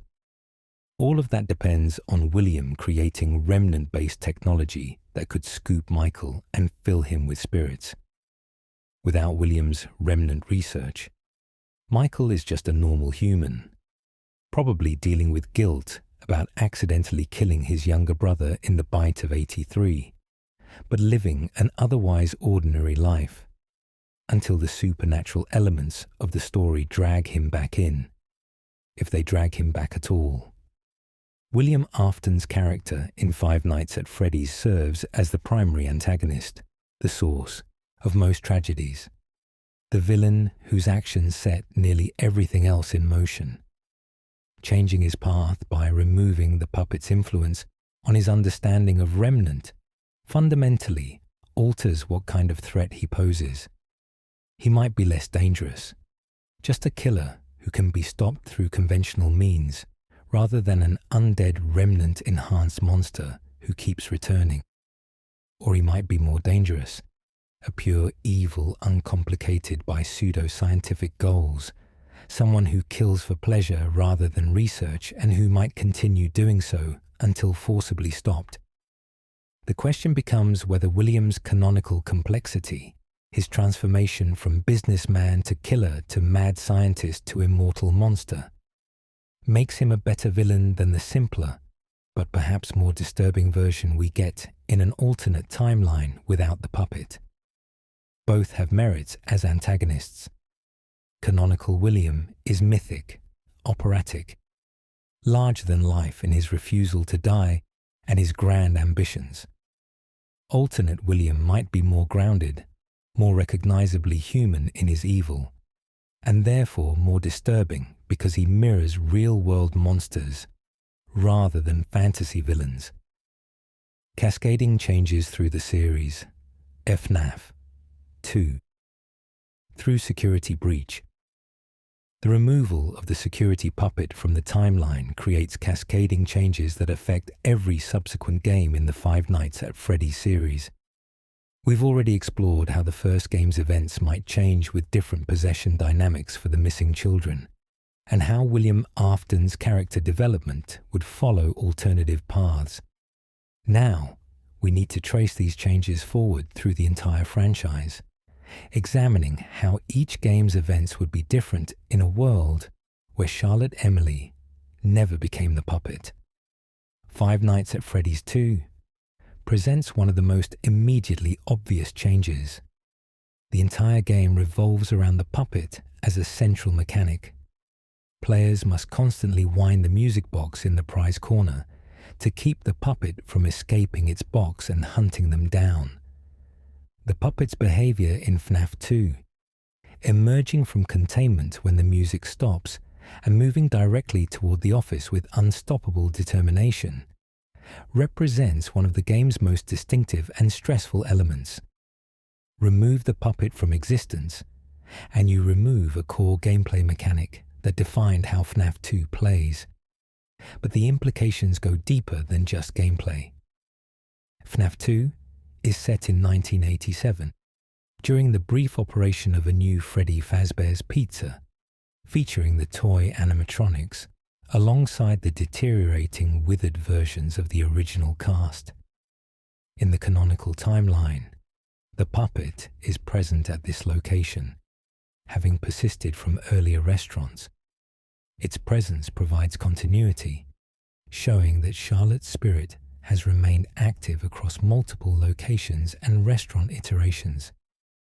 The minigames accessible through death screens in FNAF 2, particularly Give Gifts, Give Life and Save Them, center on the puppet's attempts to help murdered children possess animatronics.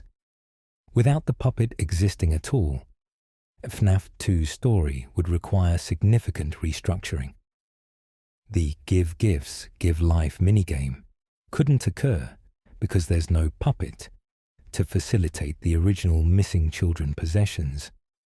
The Save Them minigame, which shows the puppet attempting to reach more bodies during what appears to be a second murder spree by William Afton during the FNAF 2 era, also couldn't happen. These minigames were crucial for establishing that the puppet was trying to help victims, that it had some understanding of what was happening, and was attempting to give children a form of continued existence through possession. The toy animatronic's behavior and possible possession also changes without the puppet. In canonical FNAF lore, there's debate about whether the toy animatronics are possessed by a second set of victims from William's crimes during the 1987 timeframe, or whether they're just malfunctioning machines with aggressive programming. The Save Them minigame suggested new victims, with the puppet trying to reach them before the game cuts to static. If we accept that the toy animatronics were possessed in the canonical timeline, that possession couldn't be puppet facilitated in our alternate version. This means either the toy animatronics are just machines with no supernatural element, making them less thematically interesting, but eliminating questions about possession methods, or they're spontaneously possessed through the same mechanisms we theorized for the missing children, but even more chaotically, since they'd have no guidance at all. A set of toy animatronics possessed by confused, agonized spirits without any form of spiritual guidance would be incredibly dangerous and unpredictable, possibly even more threatening than the withered animatronics from the first location. The Bite of 87, a crucial event referenced throughout the series and depicted during FNAF 2's timeline, might play out differently without the puppet. In the canonical version, the incident involved one of the animatronics biting someone during a daytime event, severing their frontal lobe. Whether the puppet was directly involved is unclear, but the presence of multiple possessed animatronics, all acting under confused and aggressive impulses, created an environment where such an incident was almost inevitable. Without the puppet, and with different possession dynamics, the bite might not happen at all, or it might occur with different circumstances and a different victim or perpetrator. Moving forward to Five Nights at Freddy's 3, we encounter perhaps the most drastically changed game in our alternate timeline. FNAF 3 is set in Fazbear's Fright, a horror attraction built around the legend of the haunted pizzeria, and it features Springtrap, William Afton's undead corpse trapped in the Spring Bonnie suit. The entire game builds toward the Happiest Day minigame sequence, where players help the puppet arrange a party for the missing children's spirits, allowing them to finally pass on to the afterlife. This represents the culmination of Charlotte's efforts to help the children, giving them the closure and peace they were denied in life. Without the puppet, the Happiest Day scenario is impossible. There's no guardian spirit with the awareness and ability to arrange such an event. The missing children, if they're trapped as confused spirits in animatronics, have no one working toward their freedom. They might remain trapped indefinitely, or their spirits might simply dissipate as the animatronics decay, neither option providing the sense of peace and resolution that Happiest Day offered. Moreover, without William dying in a Springlock failure and becoming Springtrap, which we established might not happen in an alternate timeline, where his character development followed different paths, there's no central antagonist for FNAF 3. The game would need to be completely reimagined, perhaps focusing on different possessed animatronics as the attraction's centerpiece, or taking an entirely different narrative direction. Maybe Fazbear's Fright exists, but is actually just a horror attraction with no real supernatural element, making it more of a haunted house than a genuinely dangerous location. The phantom animatronics that appear throughout FNAF 3, burned and hallucination-inducing versions of familiar characters, are explained in various interpretations as either manifestations created by Springtrap's remnant-powered influence, hallucinations experienced by the Night Guard due to poor ventilation and the building's toxic atmosphere, or spectral remnants of the destroyed animatronics. Without Springtrap present, and without the specific history of possession and destruction that canonical timeline provides, the phantoms might not exist at all, or might manifest differently. Five Nights at Freddy's 4 is tricky to place in this discussion because it focuses on the Bite of 83, the nightmares of either the crying child or someone else reliving his trauma, and the Afton family's domestic horror before most of the supernatural elements fully developed. The security puppet's absence doesn't dramatically change FNAF 4's core events, unless we consider that Elizabeth might still be alive in this timeline, if William never created the fun-time animatronics, potentially changing dynamics within the Afton household. The crying child's nightmares and eventual death in the Bite of 83 could still occur similarly, though the supernatural resolution or attempted resolution that William might have pursued in canonical timeline, trying to put him back together through remnant experiments, might not happen if William hasn't discovered Remnant. Sister Location experiences massive changes in our alternate timeline. The entire game is built around the underground facility where William Afton housed his funtime animatronics, sophisticated machines designed to capture and kill children for remnant harvesting.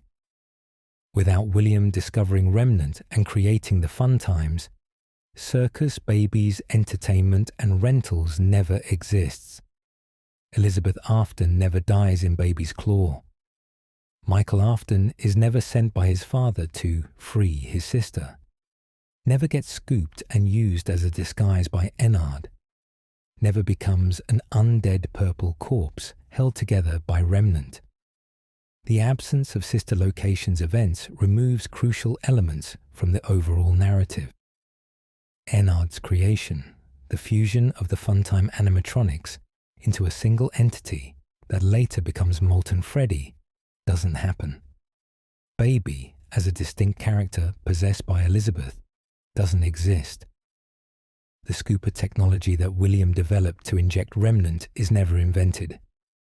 The entire underground facility with its show stages and control modules and sinister rental service simply isn't built because William has no reason to create it without understanding Remnant. This dramatically simplifies the timeline, removing one of the most complex and controversial games in terms of its placement in the chronology and its implications for the lore. But it also removes emotional weight from the Afton family's tragedy.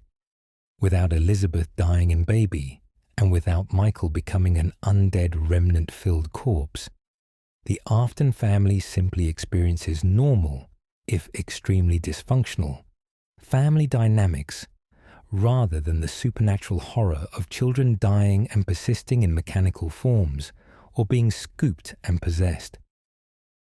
Freddy Fazbear's Pizzeria Simulator, also known as Five Nights at Freddy's 6, was explicitly designed by Henry Emily as a trap to gather all the remaining haunted animatronics, including his daughter in the puppet contained within Lefty, and burn them to finally end the cycle. Henry's speech during the completion ending addresses each spirit personally, acknowledging Charlotte's protective nature, speaking to the missing children about their long imprisonment, and condemning William Afton to what he hopes is final destruction. Without the pulpit, Pizzeria Simulator's entire premise collapses. Henry has no Charlotte-possessed animatronic to trap inside Lefty. His motivation changes from wanting to free his daughter's spirit, along with the other trapped souls, to perhaps just wanting revenge against William, if William is even still alive, and hasn't already been caught or killed through more conventional means. The elaborate trap Henry designed might not be necessary at all if there are no remnant-filled animatronics to gather and destroy. The animatronics that arrive for salvage during Pizzeria Simulator, Scrap Baby, Molten Freddy, Scrap Trap, and Lefty represent fragments and evolutions of characters from previous games, all tied together by remnant and possession.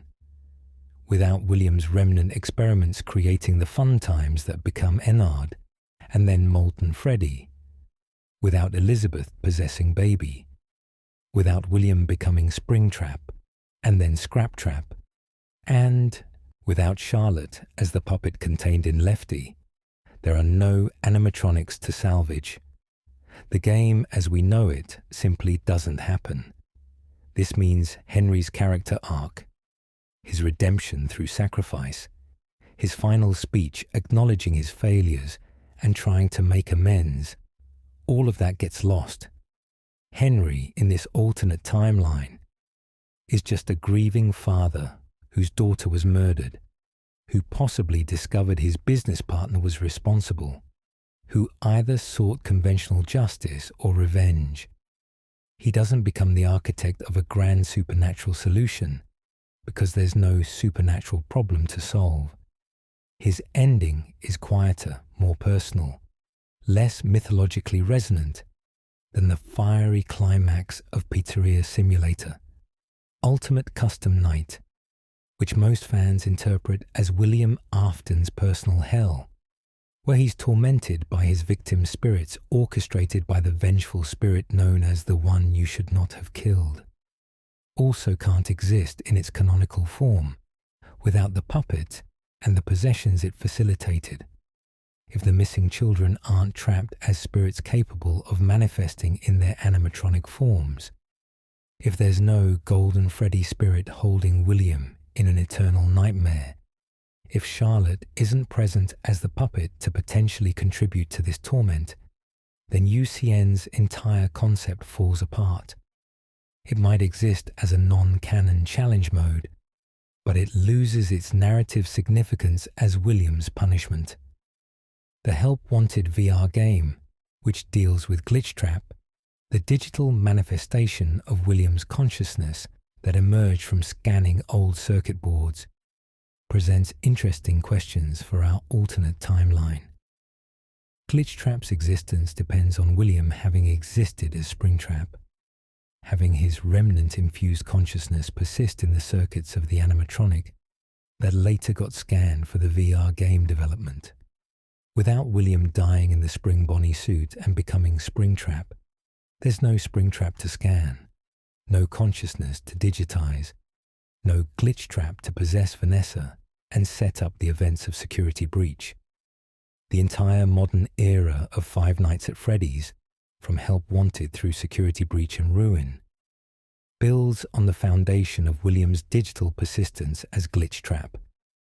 This entity, freed from physical form and existing as code, represents evolution of William's threat, allowing him to influence events decades after he should have been destroyed in Henry's fire. But this evolution requires William to have achieved remnant-based immortality in the first place, which requires him to have understood remnant, which traces back to observing Charlotte's possession of the security puppet. Security Breach, set in the massive glam rock era Freddy Fazbear's Mega Pizzaplex, features remnants of the past literally built into its foundations. The old Pizzeria Simulator location exists underground beneath the new facility. Scraptrap's remains are found in this area, now transformed or influenced by the Mimic, a different type of entity with its own complicated origin story. The Blob, a massive amalgamation featuring the puppet's mask, among many other animatronic parts, suggests all the spirits are still somehow present, unable to rest even after Henry's fire. Without the puppet's mask being part of the Blob, without Scraptrap's remains below the Pizzaplex, without the entire history of possession and remnant that led to these echoes of the past, Security Breach would be a completely different game.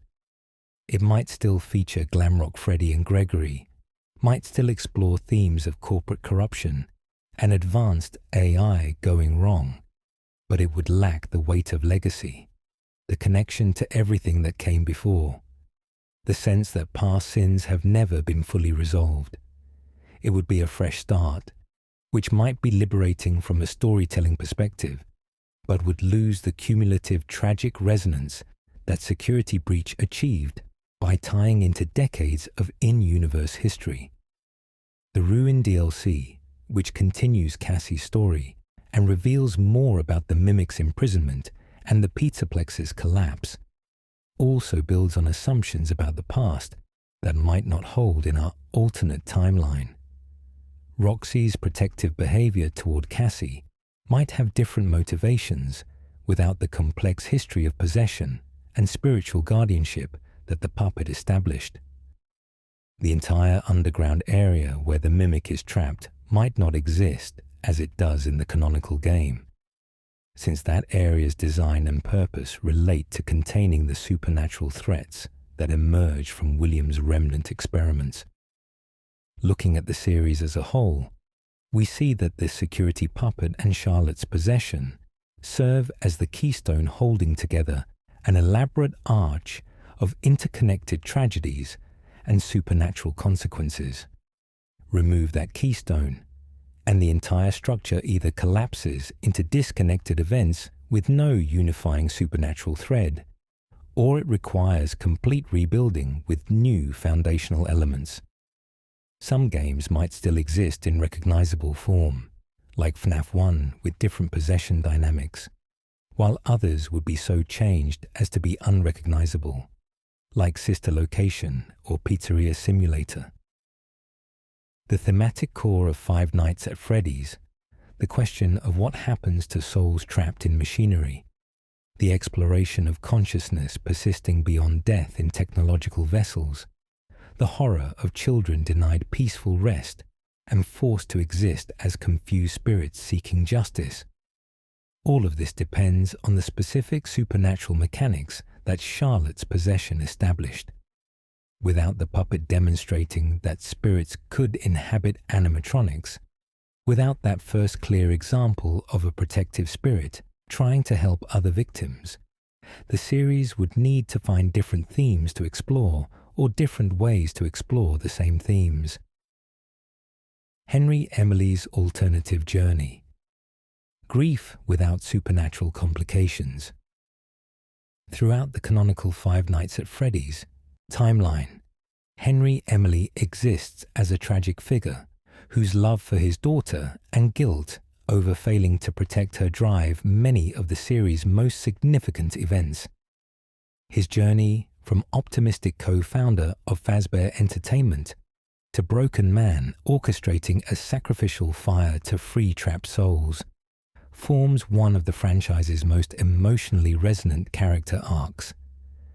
But this arc depends entirely on Charlotte's possession of the security puppet, on Henry discovering that his daughter persists in some form within the machine he built to protect her, and on his eventual realization that the only way to free her and the other trapped spirits is through fire. Without the puppet, Henry's journey takes a dramatically different path. Let's start with Henry's initial response to Charlotte's death in our alternate timeline. Whether Charlotte dies without possessing anything or survives due to different security measures, Henry's emotional state and subsequent actions change significantly. If Charlotte dies, Henry experiences devastating grief, probably mixed with crushing guilt. He built security systems to protect her, whether those were technological solutions like better locks or human solutions like dedicated supervision, and those systems failed. His daughter was murdered, likely by someone connected to the restaurant he co-founded, possibly even by his business partner William Afton. Though Henry might not immediately know William's responsibility, this grief would be pure and uncomplicated by the supernatural. In the canonical timeline, Henry eventually learned that Charlotte's spirit inhabited the puppet, which provided a strange form of comfort despite the horror of knowing she was trapped. He knew she still existed in some form, that consciousness hadn't been entirely extinguished. But in our alternate timeline, Charlotte is simply gone, dead. Whether her spirit moved on to an afterlife or simply ceased to exist, she's beyond Henry's reach in ways that provide no comfort at all. There's no complicated situation to resolve, no technological puzzle to solve, just the stark reality of a murdered child who can never come back.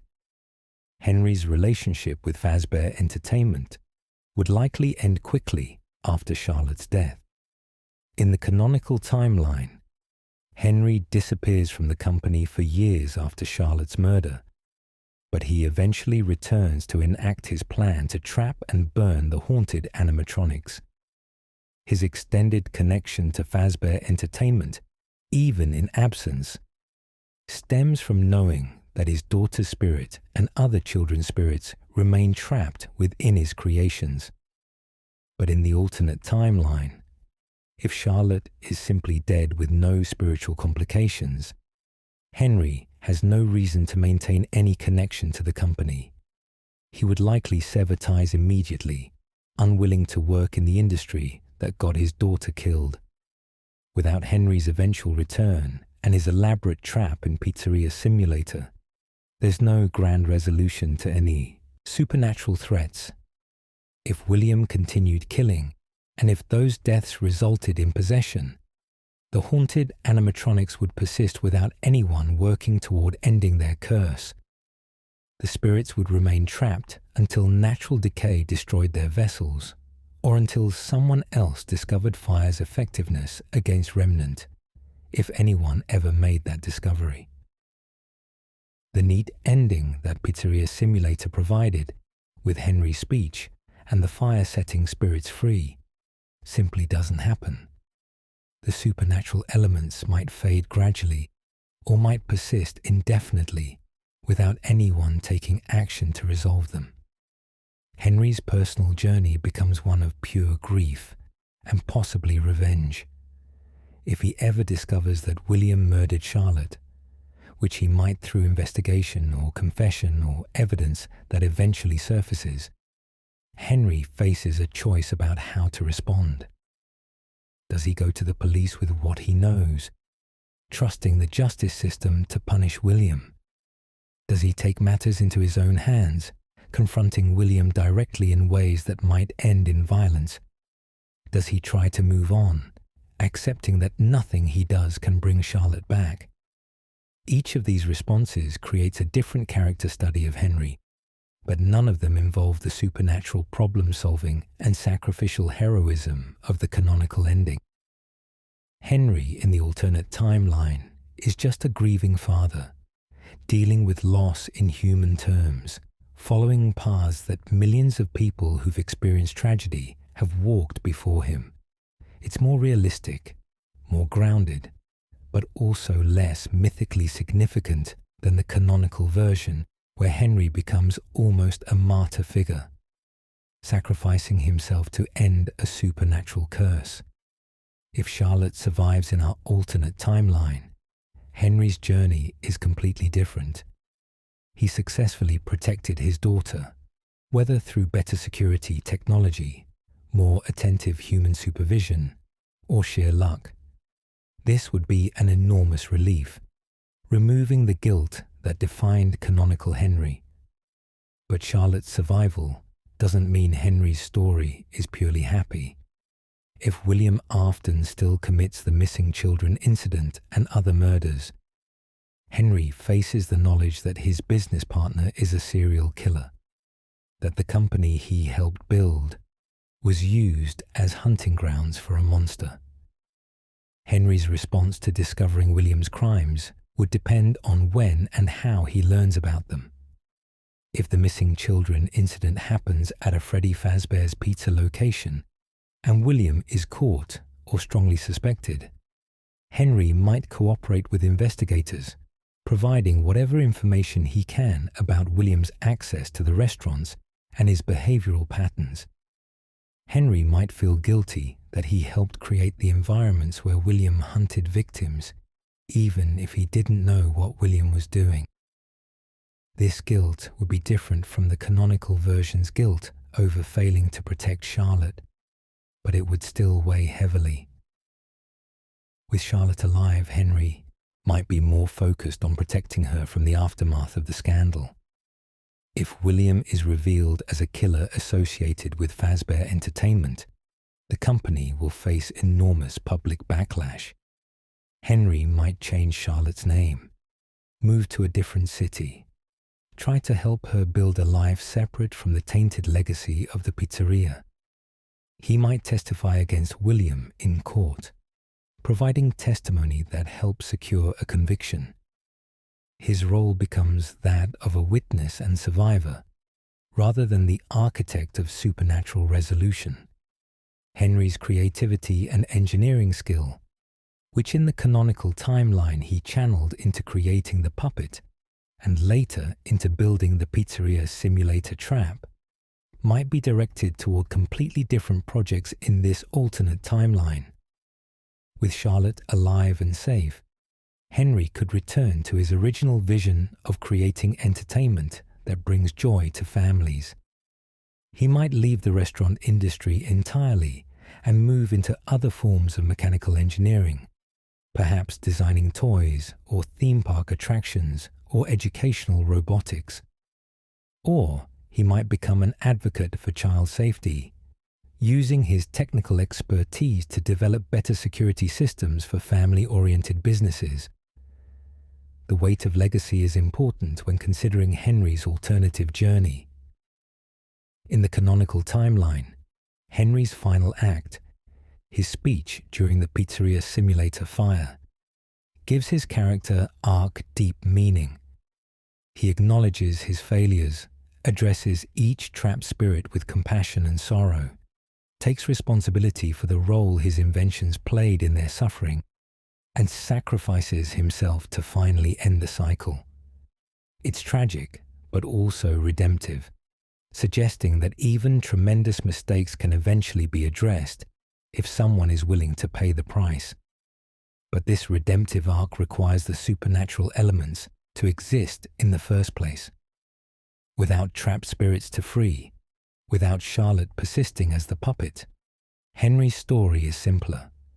If Charlotte dies, he's a father who failed to protect his daughter and has to live with that failure forever, trying to find meaning in a world where his child was senselessly murdered. If Charlotte lives, he's a father who succeeded in protecting her, but saw his business partner revealed as a monster, dealing with the complicated knowledge that he unknowingly helped create opportunities for William's crimes. Neither of these alternate versions of Henry achieved the mythological status of canonical Henry. They're more human, more relatable, but also less dramatically satisfying from a storytelling perspective. Sometimes reality is messier and less meaningful than fiction, and that's what we're seeing in these alternate timelines. The neat ending, the sacrificial fire, the moment of redemption. These are narrative constructs that work beautifully in the canonical story, but that don't emerge naturally from more realistic alternatives. Henry's relationships with other characters also change, without the puppet. In the canonical timeline, Henry and Michael Afton appear to work together in Pizzeria Simulator, with Michael taking the night shift role, while Henry guides him through cassette recordings. Their collaboration suggests a shared understanding of the supernatural situation and shared motivation to end it. But in the alternate timeline, if Michael never becomes an undead remnant-filled corpse searching for his father, if the supernatural elements are reduced or eliminated, there's less reason for Henry and Michael to cross paths at all. Michael's relationship with his own father, seeking to undo William's crimes or confront him directly, drives much of Michael's canonical character arc. But this arc requires William to have committed supernatural crimes worth undoing, requires Michael to have survived experiences that should have killed him, requires the whole complex web of possession and remnant to exist. Without those elements, Michael might just be dealing with normal family dysfunction, processing guilt about his brother's death in the Bite of 83 through therapy rather than supernatural quest. Henry's potential relationship with William after Charlotte's death or survival also takes different forms in the alternate timeline. If Henry knows William murdered Charlotte, their business partnership obviously ends. But does Henry seek revenge? Does he fear for his own safety, worried that William might target him next? Does he become obsessed with proving William's guilt if evidence is insufficient for prosecution? These are human-scale conflicts, dramatic in their own right, but lacking the supernatural dimension that made the canonical conflict between Henry and William so mythically charged. In many ways, alternate timeline Henry is a more tragic figure than canonical Henry, even though canonical Henry experiences supernatural horror on top of personal loss. Canonical Henry at least got a resolution. He freed the spirits. He addressed his failures. He went out in a blaze that had meaning and purpose. Alternate timeline. Henry just has to keep living with grief, or with the knowledge that his daughter barely escaped tragedy, processing trauma through normal human means, never getting the dramatic catharsis that burning down a building full of haunted animatronics while delivering a powerful speech provides. The question becomes whether this more realistic grief is better or worse than the canonical supernatural tragedy. There's something almost comforting about the canonical version, where at least consciousness persists, where at least there's eventually a path toward resolution, where at least Henry gets to be a hero in the end. The alternate version is starker, offering less comfort and less resolution, just the harsh reality that some tragedies can't be fixed, and some losses have to be carried forward into whatever life remains. The bigger picture. What this reveals about Five Nights at Freddy's, having explored the various branches and implications of removing the security puppet from the Five Nights at Freddy's timeline, we can now step back and examine what this thought experiment reveals about the franchise's fundamental structure and themes. The fact that removing one character, one animatronic, one specific decision by Henry Emily to build a technological guardian for his daughter causes the entire series to either collapse or transform into something unrecognizable, demonstrates just how carefully constructed and interconnected the FNAF lore really is. The security puppet, and specifically Charlotte Emily's possession of it, serves as the foundational supernatural event that makes everything else possible. Without that first clear demonstration of possession, without that guardian spirit who understood what was happening and could facilitate possession in others, the mechanics that define Five Nights at Freddy's don't get established. William Afton doesn't learn about Remnant from observing the puppet, or learns about it much later through different means. The missing children might not possess the animatronics at all, or they possess them in confused, incomplete ways without anyone to guide them. The entire supernatural framework that makes FNAF unique among horror franchises depends on this single linchpin. This reveals something important about how Scott Cawthon constructed his narrative. Whether intentionally or through evolution, as he developed the series across multiple games, Scott created a story where one tragedy begets another in a chain of causation that spans decades. Charlotte's death led to her possession of the puppet.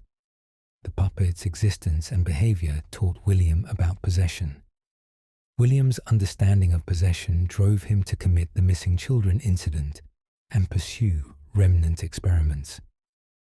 Those experiments created the Funtime animatronics and led to Elizabeth's death.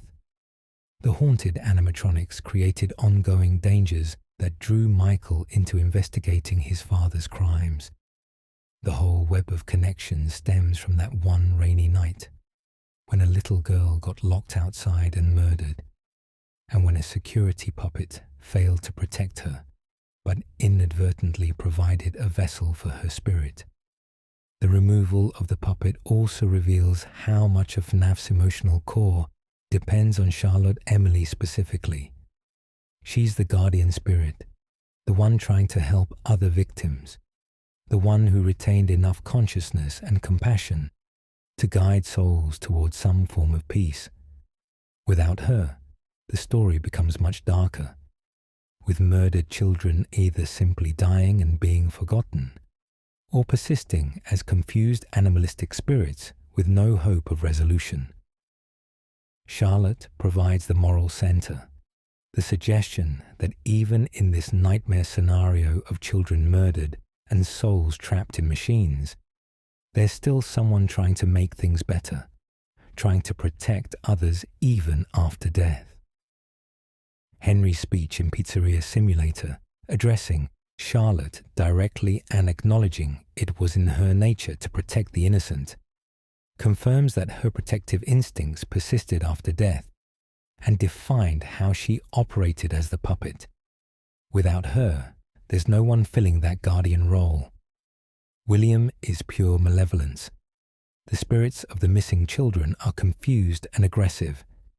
Henry is grieving and eventually seeking ending rather than resolution. Charlotte, despite being a victim herself, despite being a child who was murdered, becomes the closest thing the series has to a hero trying to fix an unfixable situation. This thought experiment also highlights how themes of technology and guardianship intersect in Five Nights at Freddy's.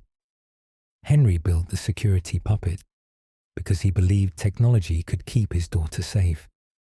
He was wrong in this specific case.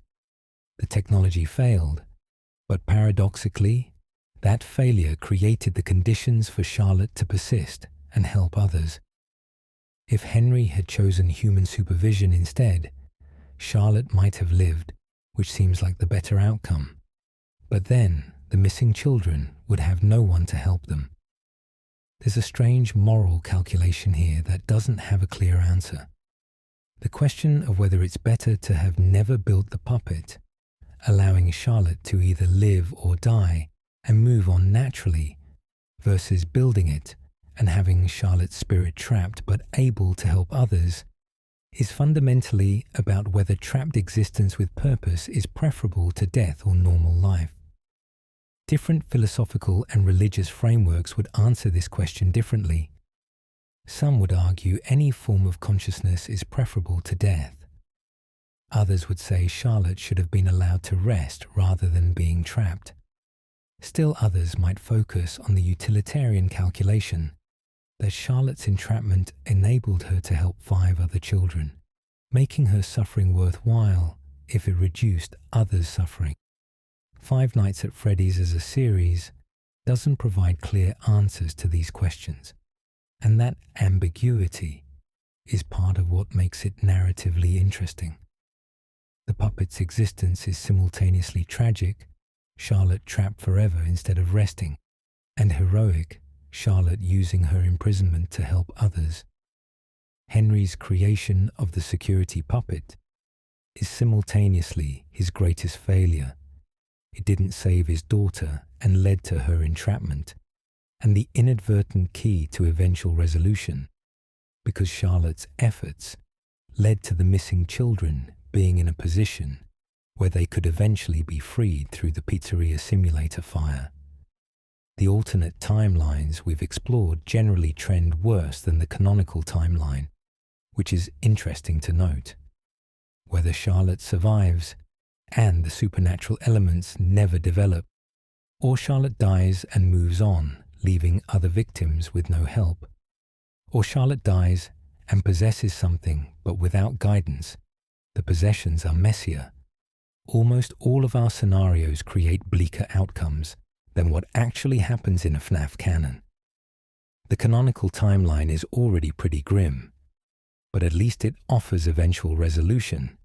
Eventually the spirits get freed, even if it takes decades and requires Henry's sacrifice. This suggests that despite all the horror, despite the murdered children and haunted animatronics and undead villains, the canonical FNAF timeline actually represents a relatively hopeful scenario within its universe's rules. Things could have been worse. Charlotte could have been just another victim, rather than a guardian. The missing children could have simply died and been forgotten, rather than persisting to seek justice. William could have killed indefinitely, without facing any supernatural consequences. Henry's inventions could have failed to protect his daughter without that failure leading to anything that helped others. The series' emphasis on remnant as a physical substance that can be manipulated, destroyed through heat, harvested and injected, creates a framework where supernatural problems have technical solutions. This is distinctly different from many horror franchises where ghosts or supernatural entities are ethereal and can't be directly confronted. In FNAF, Spirits are tied to physical metal. Burn the metal hot enough, you free the spirit. This materialist approach to the supernatural only works because the puppet demonstrated the underlying mechanics, showing that spirits could inhabit machines in ways that William could study and Henry could eventually learn to reverse. Without that demonstration, any supernatural elements that did arise would be more mysterious, less understood, and therefore harder to resolve. This would create an ongoing horror that might never end, rather than the terminal horror of the canonical timeline that builds toward Henry's solution. In horror storytelling terms, there's value in both approaches. Ongoing, unexplainable horror creates existential dread. Terminal horror with a clear endpoint and solution provides structure and eventual catharsis. FNAF chose the latter path, and that choice depends entirely on the puppet existing to establish the rules. The interconnectedness we've discovered also suggests that any change to the FNAF timeline would create ripple effects. This isn't unique to removing the puppet. Changing any significant event would alter subsequent events. But the puppet's removal is particularly destabilizing because it's so foundational. It's like pulling the bottom block from a Jenga tower. Everything above it becomes unstable or collapses. Other changes might be more like removing a middle block, significant, but not necessarily causing total collapse. This reveals something about how mythology and fiction work more broadly. The best stories have elements that seem inevitable in retrospect, where you look at the narrative and think, of course it had to happen this way. This is the only way these elements could fit together coherently. FNAF has achieved that quality through its interconnected lore. Once you understand the whole story, the puppet's existence and Charlotte's role as guardian spirit feel inevitable, feel like they were always meant to be there. Even though Scott Cawthon was figuring things out game by game without having everything planned from the beginning, the thought experiment of removing the puppet has shown us what the franchise would lose without this crucial element. It would lose its emotional core, the guardian spirit trying to help others.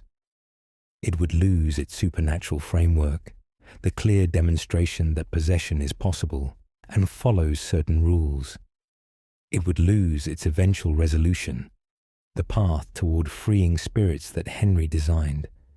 It would lose much of its interconnected complexity, the web of causation where one tragedy leads to another.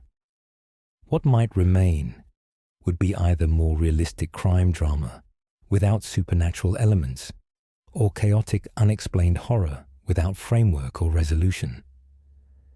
Conclusion: the puppet's true significance. We've journeyed through multiple alternate timelines, explored different branches where Charlotte Emily either survives or dies differently, examined how William Afton's path changes without the puppet to teach him about possession, traced the cascading effects through every game in the series, and contemplated what all of this reveals about Five Nights at Freddy's fundamental structure. Now, as we bring this exploration to a close, we can finally articulate the puppet's true significance to the franchise.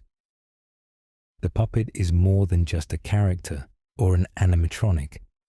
It represents the moment when Five Nights at Freddy's transcended, being a story about creepy robots, into being a story about souls and guardianship, and the consequences of trying to protect people through technology. Charlotte Emily, murdered because her father's technological protection failed, becomes through that very failure the guardian spirit who helps other victims, creating a beautiful and tragic irony that defines much of the series' thematic depth. Without the security puppet, Five Nights at Freddy's would be a fundamentally different franchise.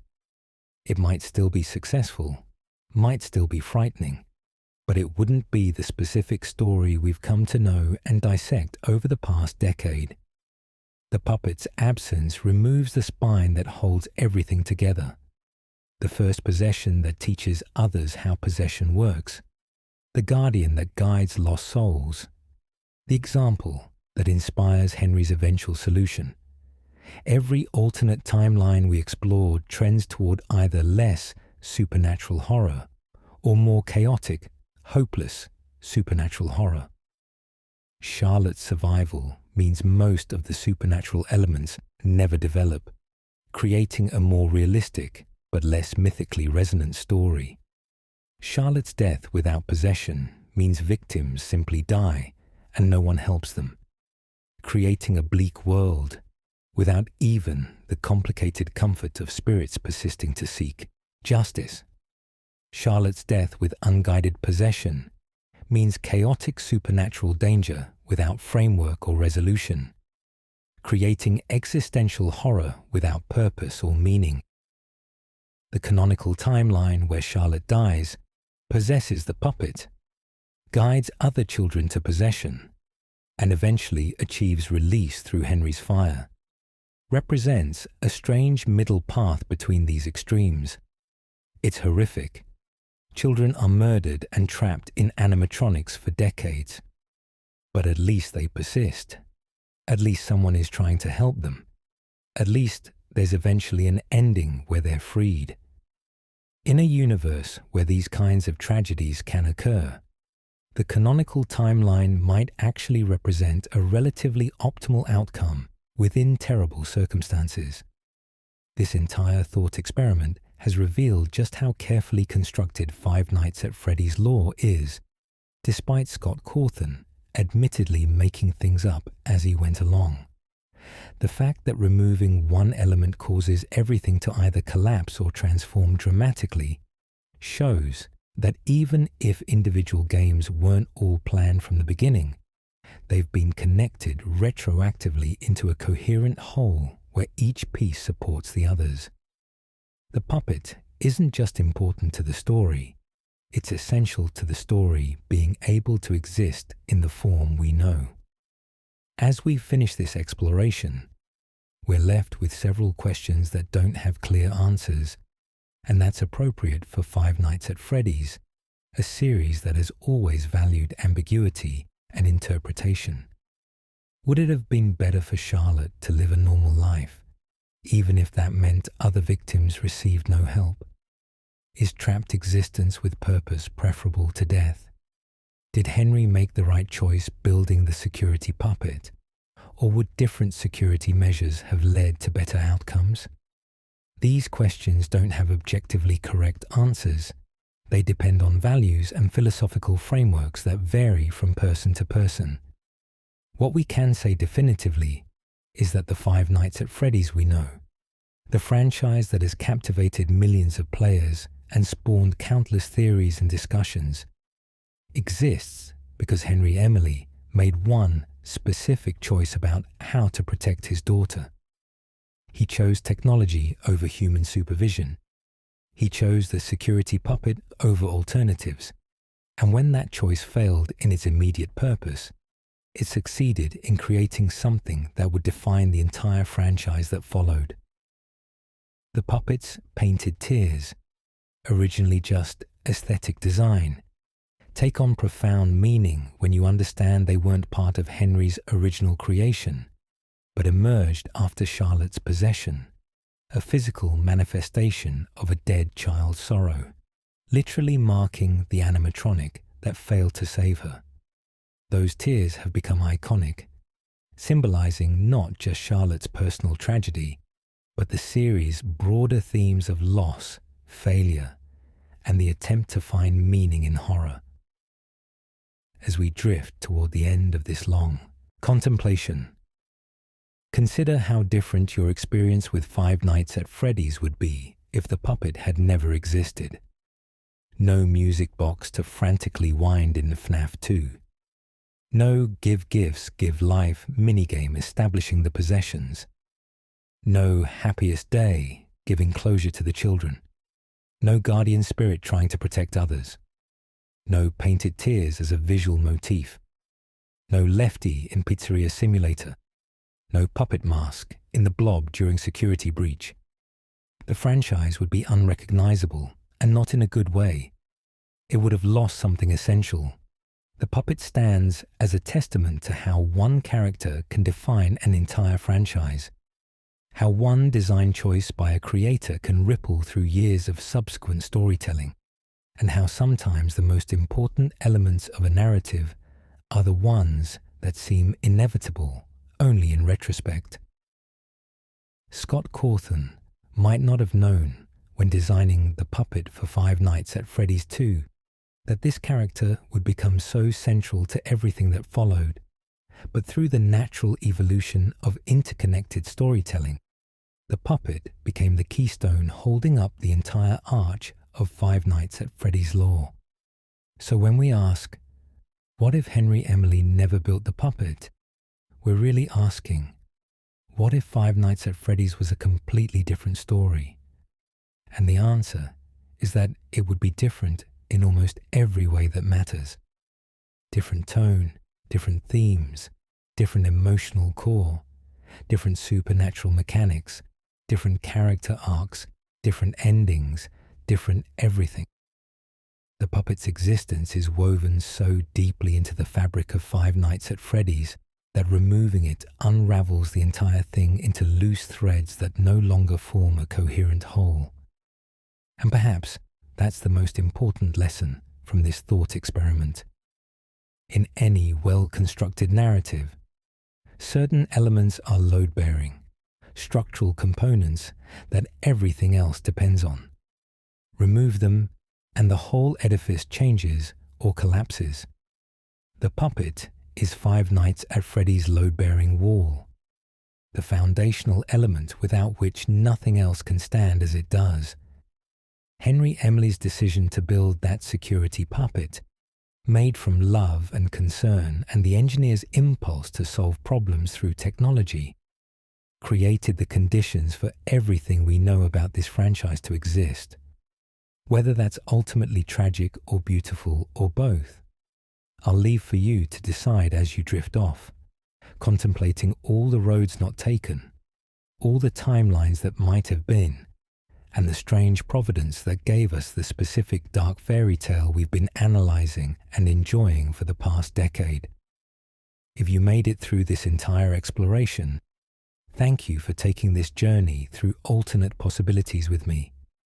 If you're falling asleep right now, may your dreams be filled with puppet strings and painted tears, and the question of whether it's better to be remembered as a tragedy or to never have been tragedy in the first place. As always, feel free to leave your thoughts in the comments. What alternate timeline do you think is most likely if the puppet never existed? Do you think Charlotte's survival or her death without possession would have led to better outcomes? And most importantly, what does this thought experiment reveal to you about what makes Five Nights at Freddy's special compared to other horror franchises? If you enjoyed this deep dive into one of FNAF's most important characters and what the series would look like without her, consider subscribing for more lore explorations. Hit that like button if this gave you new perspectives on the puppet's significance. And let me know in the comments what other what-if scenarios you'd like to see explored. Until next time, sleep well, dream deep, and remember that sometimes the most important things are the ones we'd never think to remove, because without them, everything else falls apart. Good night.